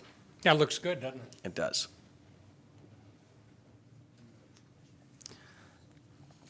So, indeed, as I believe I recall us discussing at a prior meeting, you guys went forward and got the work done, and your request tonight is? It's to be reimbursed for it. Yeah, I came forward 2 months ago during the open comment mentioning the sign. Steve approached me afterwards and said, let's get this done and we'll ask for reimbursement later, because it was unknown how long it would take for you guys to fund it in the first place. He gave me $200. I'd already found out that it was going to cost about $350, and I went to Steve Reynolds at Sign Pro and got the sign made, and it was installed just a day or two just prior to the last Airport Authority meeting. And so then I went to Tim and gave him copies of the receipts, one for Carson Aviation Services for $200, and another one it was $175, but $150 is close enough for the rest of it, and ask him to agendize the item. So here I am asking for reimbursement, and I'll be happy to answer any questions. So to repeat the question I just asked the Vice Chairman rhetorically, is this something that we need to approve? And I asked that question in the sense of, is this not in the realm of discretion of the manager within your maintenance budget to make a decision as to whether the airport can or cannot afford this within the scope of the budget that's been approved for you to oversee? I don't know. I suppose it could be, and I'd be happy to make that reimbursement, but that was a question I just didn't know the answer to. I put that question out there. I mean, I think that, this is in a night where we are thinking broadly and looking at the big picture. Just a real question from a streamlining standpoint and also sort of a job description and jurisdiction standpoint. In a sense, if we weren't all sitting here, it would seem like the airport manager had some folks go out and get some work done, and it fell under the threshold of the kind of thing that would have to go out to bid and authority approval of a bid and all of this. If it's a expense that you felt was appropriate and necessary for the maintenance and upkeep of the airport, and your maintenance budget could afford it, I would say it's your call, Tim. Okay, that for maintenance of the airport, absolutely, there's no question. If, for instance, the plow truck, we had dead batteries, we replaced those today. That's part of the ongoing maintenance of the airport and the equipment. Something like this, which is kind of a luxury, is not something that I really spend a lot of money on, and in fact, I don't. So when Bill asked for reimbursement, I didn't know really where to go with it because it is not maintenance of the airport or equipment. So that's why it was put on the agenda. And I would comment also, I mean, not to be naive to the fact that we've already started a certain process, and it was just before Linda joined up, I think it was, where we actually discussed this, and I guess it wasn't during the action agenda, but you made, as you said, the public comment that you might go forward and do this and see what happens. So, I know that this has been talked about before, and the fact that it was talked about in this forum, might well have put Tim in the place of saying, well, then that's probably something that needs particular approval. So I'm not trying to be, clever here, but I am trying to, use this as an example and say, whether it's a nice to have or a need to have, it's maintenance and upkeep of the presentation of the airport. And in my opinion, it would fit within, the maintenance budget, and it would be your determination to make, Tim, as to whether we can or cannot afford to do this. But I may be missing something. Member Peterson. Well, I would agree that I would have assumed it was within a maintenance action and well within your scope to make the decision. I don't know. It's something I intend to look at in the near future, but are there defined spending limits for the manager to make? And I would like to think there are, but if not, there should be. And I certainly would have thought it was more than $350, again, putting it back into your lap. The rhetorical question that the chairman asked me, I thought in my pilot's ears, was do we need proof proof of the expense. And so all I was saying is, I would have thought, fine, you turn in the receipt, because we have to do that, and he reimburses it, or he could disapprove it, and thank you for your contribution as a citizen. But that would be his call to make. And he does have the receipts. Member Law. If I understand it right, during the last meeting, there was a previous sign there that had been deteriorating, right? Yes. This is a maintenance item. And if it's $375, then the invoice to Tim should go $200 to him, and the balance should go to you, regardless of what that was. I mean, within reason. So I don't see that it's $150. I think it's whatever the difference between the total invoice is Right. and what he It's paid. 175, yeah. Yeah. And the whole sequence of events is Tim approached me and he said, Bill, this is something I've been thinking about doing for a while, but haven't gotten to it. You know, the sign is just a mess. See if there's something you can do about it. And so I took it off from there, and here we are. So My intent was to Bill's, because of his relationship with the Boy Scouts, to see if the Boy Scouts wouldn't mind coming in and painting a new sign for us. But Bill took it upon himself to have Sign Pro do it, and that's why this came about. I was looking for a paint job. Well, it's a good-looking sign. It certainly, I'm a north sider, not a south sider, so I don't see that sign as much. You know, boy, that's a hell of a thing to do. I didn't even know there was a distinction. Oh, I see. So I don't see that sign as much, but when I saw it, I said, whoa, okay, something probably ought to be done. It looks great. Thank you guys for taking the initiative to go help Tim out and get it moving. And I think, Tim, I will make the call that this is within your purview, and I don't believe we need any sort of action on the item. And thanks for doing that, guys. Okay. And I will go see Tim then. So that will be one to work out with Tim and settle up. Okay. Thank you very much. Thank you, guys. And we can welcome Member Posick back to the dais again. And I think there's been an ask for a bathroom break, so I would entertain a 5-minute biological stop before we get to our reports. It's the end of the public hearings as well, so we will stand in recess.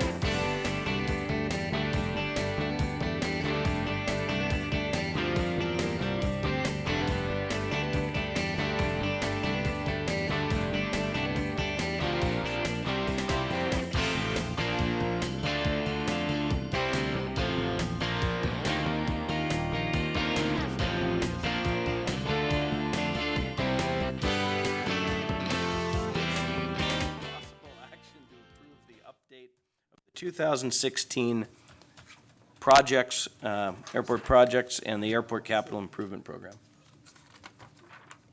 Oh, we are live? We're good? I actually know there are people watching tonight. So, action to approve the update of the 2016 projects in the Airport Capital Improvement Program for fiscal years 2017 through 2021. Mr. Clegg. Okay, so we met with the FAA, went over our program, and they're on board with it, essentially, but they gave us some suggestions, and since August, when it was preliminarily approved, we've added a couple of projects. So I'll briefly explain what happened. For the 2016 grant, we originally had the North Apron reconstruction and the installation of the obstruction lights, but the obstruction lights, it is still unknown whether it would lift the night restrictions, so it's been decided to just move it down the list and apply all the money that the FAA has dedicated towards 2016 to be applied to the North Apron reconstruction. The other changes are projects in 2021. And the new projects are to buy a bi-directional tractor with a snow blower and a rotary broom. And the reason behind that is that the FAA suggested that if we bought snow removal equipment, it would justify the need for a snow removal equipment storage building. So that was their recommendation, and most likely in 2021, it's about time to replace the snow plow anyway. So that seemed like a good project. The other project is to construct a shade canopy on the North Apron for some of the tie downs, and that's pretty common in Arizona. You see shade canopies at nearly every airport, and if it comes down to being the only project left for Carson City, that's an ideal project to do here. During the design of the North Apron reconstruction, we've identified a storm drain that is drains the ditch adjacent to Taxiway Charlie isn't adequate. Unfortunately, we can't include it in the North Apron reconstruction project because it's outside the limits of the North Apron. And doesn't have an environmental clearance from the FAA to fund it. So we've included it in 2021 as a future project. And typically the 2021 projects are a wish list of items, and we just try to keep tabs of projects that we'd like to do. And then as the priority for those projects increases, we'll move them up into a more effective year that, and so that we can really focus on it and really present it to the FAA. The only other thing the FAA mentioned while we were there was that they saw that we have a project in 2019 to replace the perimeter fence, and their suggestion was that any time there's a perimeter fence, a portion of the perimeter fence that needs to be replaced, and it happens to be adjacent to other projects that we have on the list, to include them. So, in fact, We're right now trying to include the replacement of the perimeter fence around the north apron, to include it with the apron reconstruction. But again, that's up to the environmental specialist with the FAA to make that decision whether we can do it or not. So anyway, if you have any questions, I can answer them. Other than that, what we need to do is just vote on whether the amendments that we've made to the original 2016 grant and 2017 through 2021 ACIP program that were approved in August is acceptable. Okay. Questions for Mr. Clegg from authority members? Member White. Jim, can we take a look at the page talking about the rehabilitate North Apron?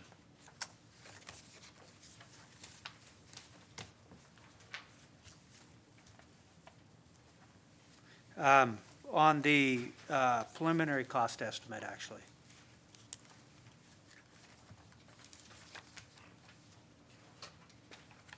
I just printed it.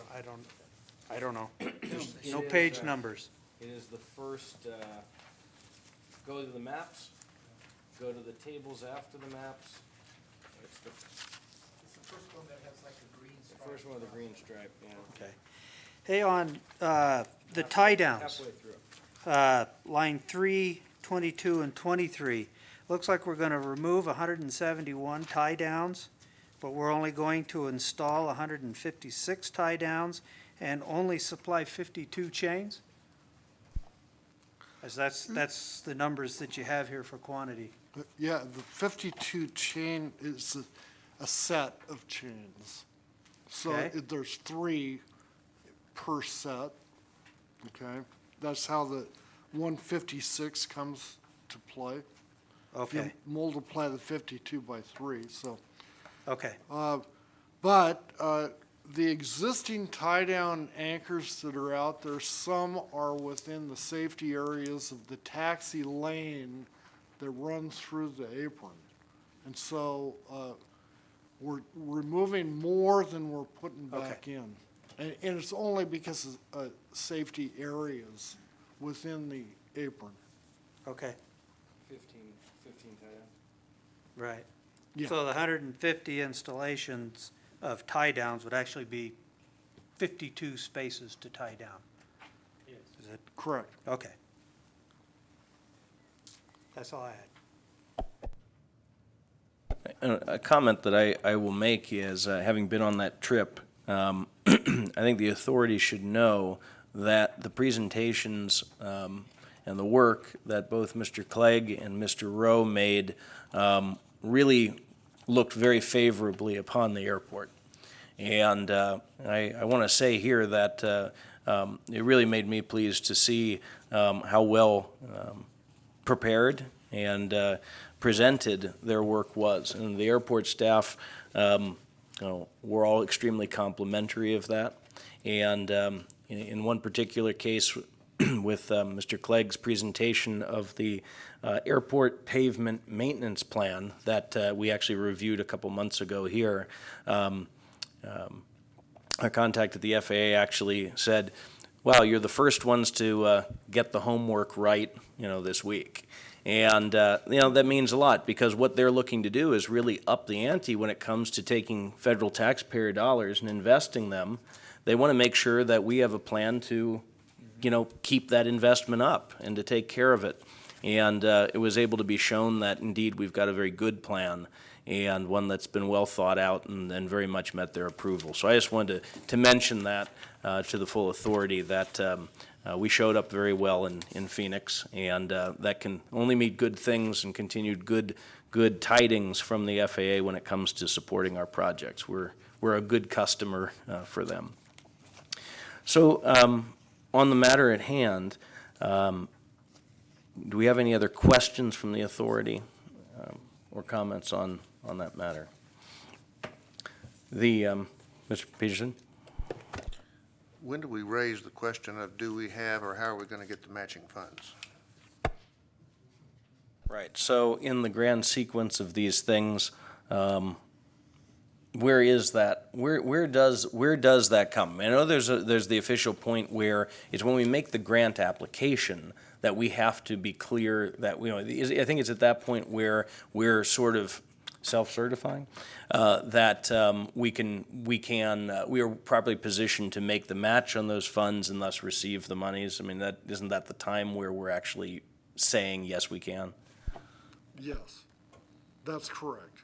But, I mean, essentially, you should be prepared to spend approximately $190,000. Now, in August, the estimate was even higher, and we were looking at more in the range of 200,000. And I believe that the airport's CPA was here, and she indicated that there was sufficient funds to move forward. I mean, it wasn't official, but she felt pretty confident that there were sufficient funds to come up with the match. Now, it'd be prudent to have it in hand, but this project's gonna take some time, so there's sufficient time to make up for any lacking funds. In other words, let's say at the time that if the estimate in fact is accurate, so at the time that the project goes out to bid and then we actually have to submit a grant application based on bids, the airport authority should have $190,000 ready to spend, but this project's going to take months to get completed. So there's an incremental amount of money that you don't necessarily have to have in hand, but you have to have a method in which to achieve it, I guess is the best way to put it. To your question, when we looked at this, when we looked at both the budget for this year, at that point, this was already on the docket as an upcoming project. That certainly was one of the things that caught the eye. And as we looked at this with Tim, as we looked at this with Beth, that was one of the considerations: is are we positioning ourselves budget-wise to be in a position to move forward on the design phase and then be well positioned for the construction phase. And that is a place where this really comes up, is in the budgeting period. Now, of course, if revenues aren't realized or budgets are blown on the expense side, then that situation can change. And I think that if I'm hearing you right, Don, one of the good things maybe we should do at our first meeting of the year, or the second meeting of the year in 2016 as appropriate, is to formally have our treasurer and our manager and our accountant as necessary, walk us through the projection and give us that confidence that we're ready, we will be in the right position from a cash flow standpoint and a cash balance standpoint to spend the money when the time comes. That sound good? Let's see, who is that? Is that Law or is that Shirk? Okay, Law. Considering I'm relatively new to this, when do we have to have the match? As progresses and we claim part of the grant, or is it all up front on the grant? How does that work in this instance? Because I know some grants are parsed out over time and some are all required up front. It's over time. So in other words, as the contractor makes pay requests, we need to have the match. But as I said, and as Member Peterson is concerned, and rightfully so. I mean, do we have the budget to meet those matches? And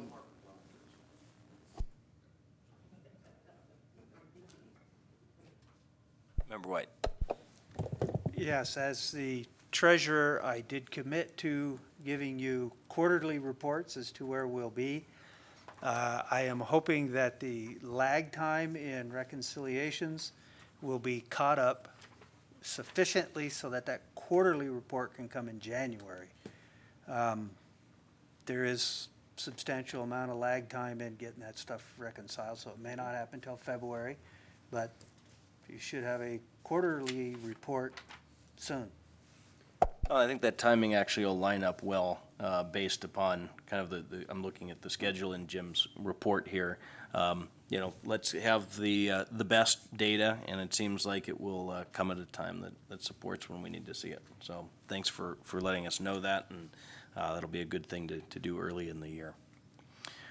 So there's no public to ask for comment. So we would be in need of a motion with regard to the update of the projects as proposed by Mr. Clegg.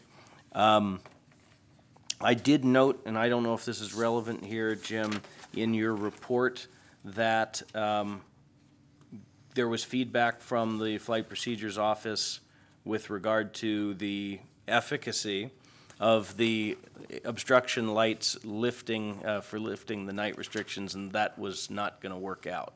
So is part of that, and did I miss something, removal of the obstruction lights project?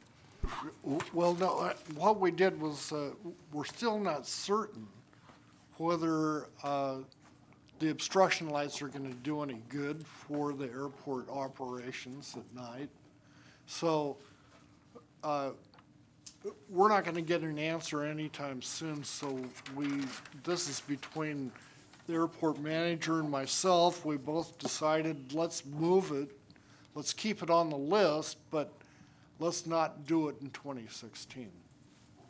Okay, so that change is part of what we are about to vote on, or move to vote on. That's correct. So what we did was, there was $25,000 slated for the obstruction lights. We put it into the North Apron reconstruction, which verbally from the FAA, they said that amount that I show in 2016 is the amount that the Carson City Airport will get from the FAA. So, Yep. that's what we did. Okay. Do we have a motion? Question first. Okay, we have a question. Did we not put the obstruction lights in as a budget line item? And so if we're gonna move that to the North Apron, don't we have to have a budget augmentation action rather than just move it? It's down. The budget, it would be, the matching funds would not have to be spent, so we'd be spending less money. And I think that if we're spending less money, we don't need to. I think that's only if you're spending more. No, we're actually spending the same amount. Spending the obstruction light money on a North Apron. Right, Okay, Where but it doesn't change the budget.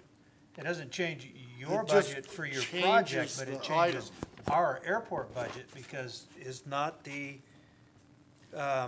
obstruction lights listed as a line item in here? The dollar figure for the obstruction lights is now in the North Apron reconstruction. I'm not even talking about the budget for construction. I'm talking about this budget that we submitted to the Department of Taxation that I believe has a line item with the obstruction lights in it. And we can't move that money somewhere else without an official action on this budget. You understand what I'm saying? Yeah, I do understand what you're saying. Okay. So that may require a separate action. I think that's a good catch, That's- Morris. That's what my concern Now, is. okay, so But the- again, But the budget, I want to make sure the term of art, budget augmentation, you know, in my short time in this public domain, have come to understand that that is a special term, meaning a process that one has to go through when expenditures are being increased, okay, beyond budgeted amounts, and it looks at where that revenue increase is going to be to offset the expense increase.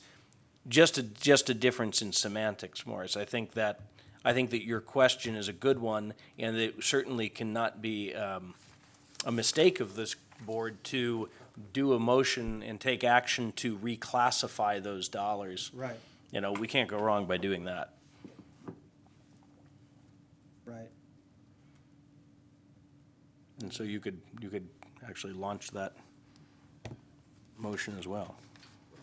The only thing, we're noticed to do at this meeting is the airport capital improvement. Well, that's program. true. I guess we can't do And the. so I guess it becomes a question of, do you want to do it at another meeting? Jim, in passing, also mentioned approval of the grants. The grant application needs to be approved in a separate item as well. So those would be items for perhaps next month. Let me put it this way. The estimated cost for the grant application is strictly based on a preliminary cost estimate. The preliminary grant application is due by the end of this month, or Carson City Airport forfeits this amount of money. Okay? Then the process is that we finish the design, we go out to bid, we get an actual construction cost, and then we revise the estimated cost of the project based on a real bid, and then we submit a real grant application. This is strictly a pre-application, just to inform the FAA that we have interest in spending this amount of money. Right, so I think that to Member White's point, the right time to make the reclassification and tidy up that side of things is probably after we actually have bids, okay? Because what we're really looking to do is, in a sense, adjust the number of dollars that are being allocated to the North Apron construction project. Oh, and by the way, also remove the dollars for the obstruction lights. So I don't think that can be done in an accurate way until we actually have bids. So a good point, and we'll just do it when the timing is right. Okay. But I think it is something that we should clear up. So the preliminary grant application has to be approved as well, or do we do that in a prior? No, that's in here. Well, I see. That's the 2016 projects. Okay, great. I just want to make sure that captures it right in the agenda item. Okay, so we need a motion. I can do that. Okay, Member White. I move to accept the revised 2016 projects and 2017-21, 2021 ACIP document as presented. Do we have a second? Second. Second from Vice Chairman Peterson. Any further conversation? All in favor? Aye. Aye. All opposed, if there be any? Hearing none, the motion carries unanimously. That concludes our public hearings for the evening. We move on to non-action items, beginning with the airport engineer's report. Mr. Clegg. Yeah, the only other item I've got is I provided the schedule for the design, and we are still on track to meet all of these dates. Any questions? Okay. Thank you very much. Airport manager's report, Mr. Rowe.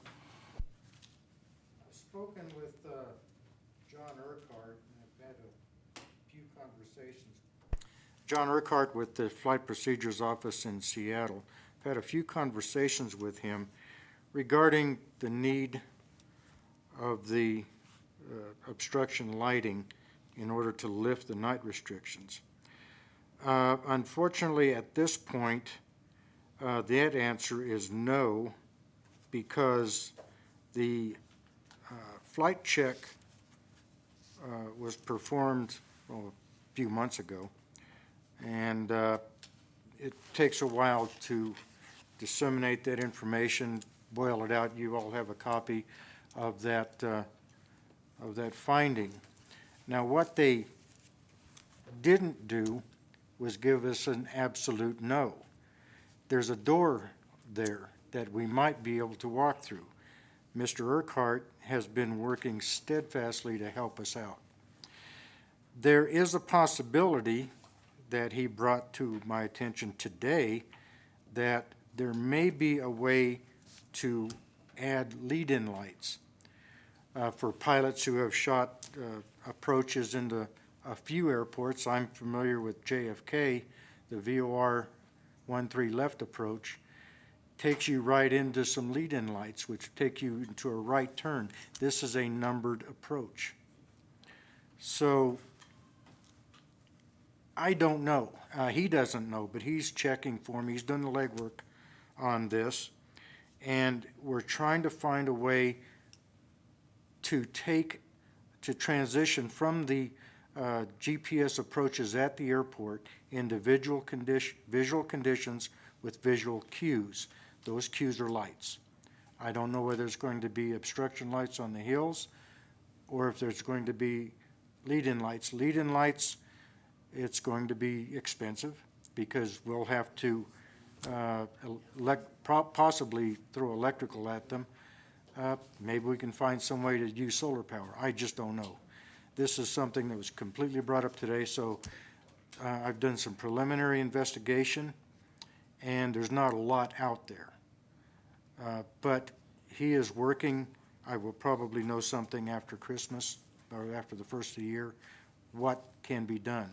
But what we do know is that before we could submit paperwork for a waiver, we're going to try to get together a conference call among the entities who have the say-so within the FAA. Jim will be a part of that, myself.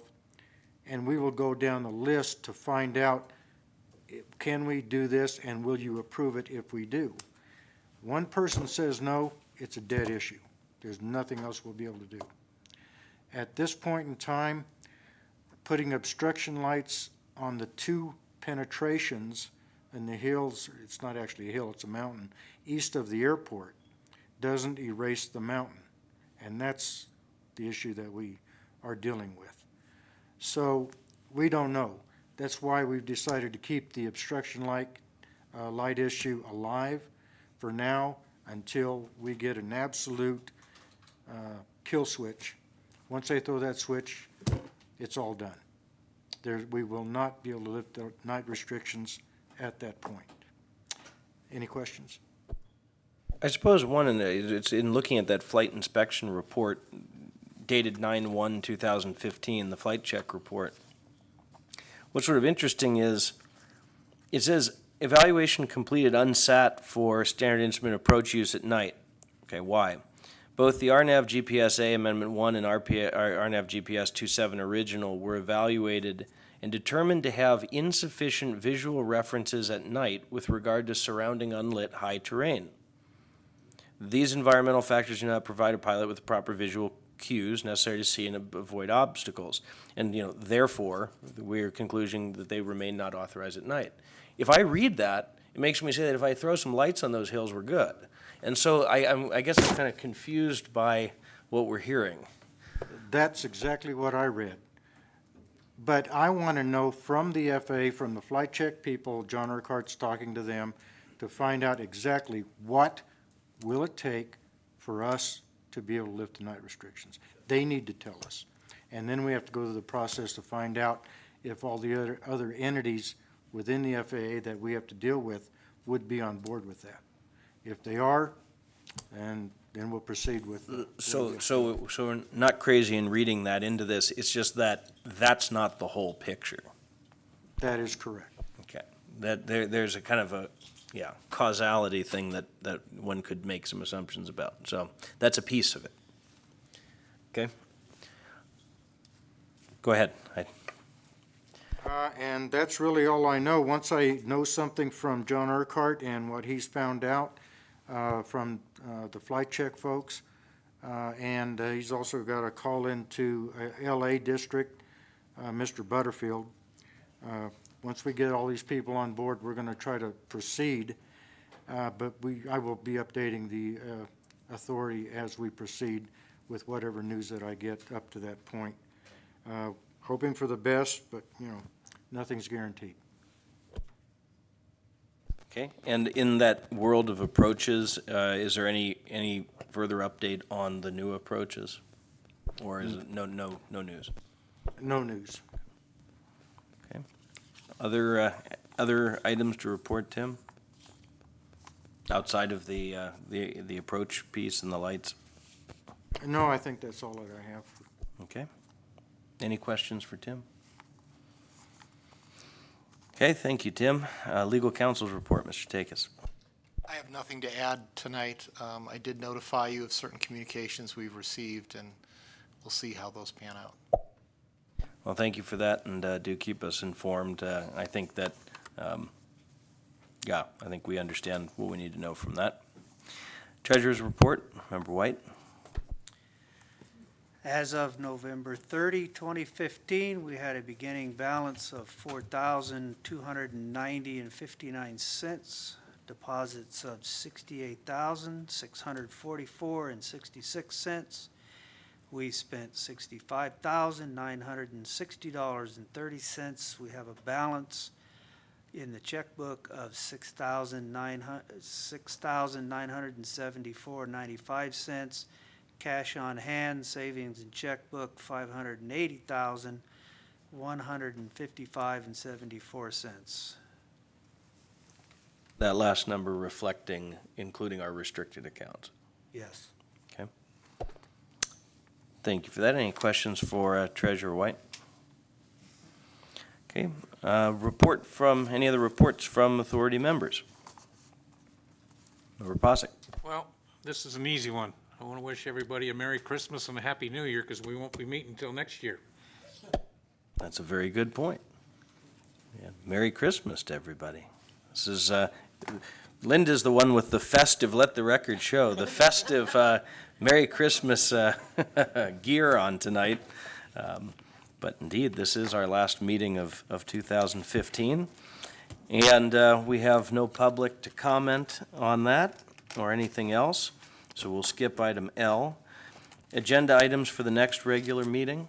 Do we have any that are known at the moment?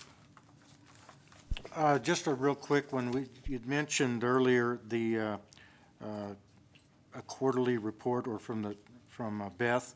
I actually believe that she is planning to meet with us next month, and it would be right around meeting time, so I'll be talking to her, and we might behoove us to put her on the agenda to give a report to find out where we're at for the possibility of those matching funds, to make sure that we're online. That I think would be a good idea. Is there any foreseen action to come up on some of the things that have been with us this summer and fall?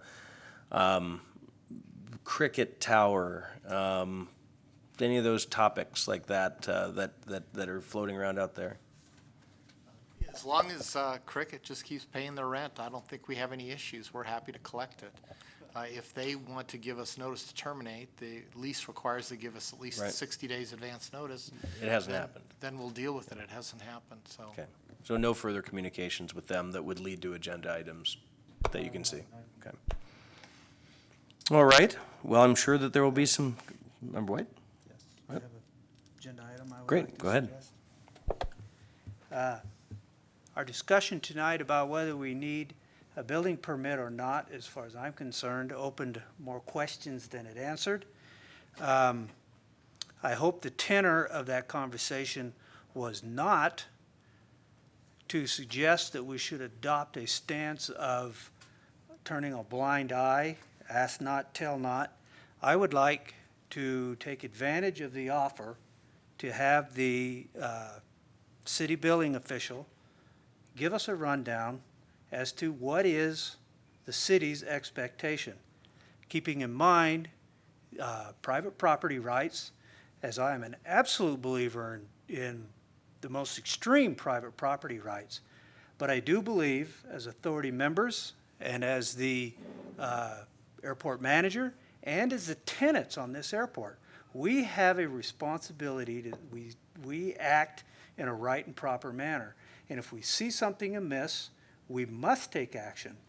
Again, keeping in mind what private property rights are about, and that we need to encourage people to be on this airport.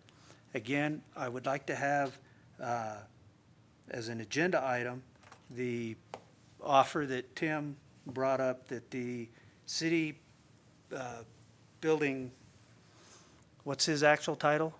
The building official, give us a rundown of when a building permit is and is not required on the airport.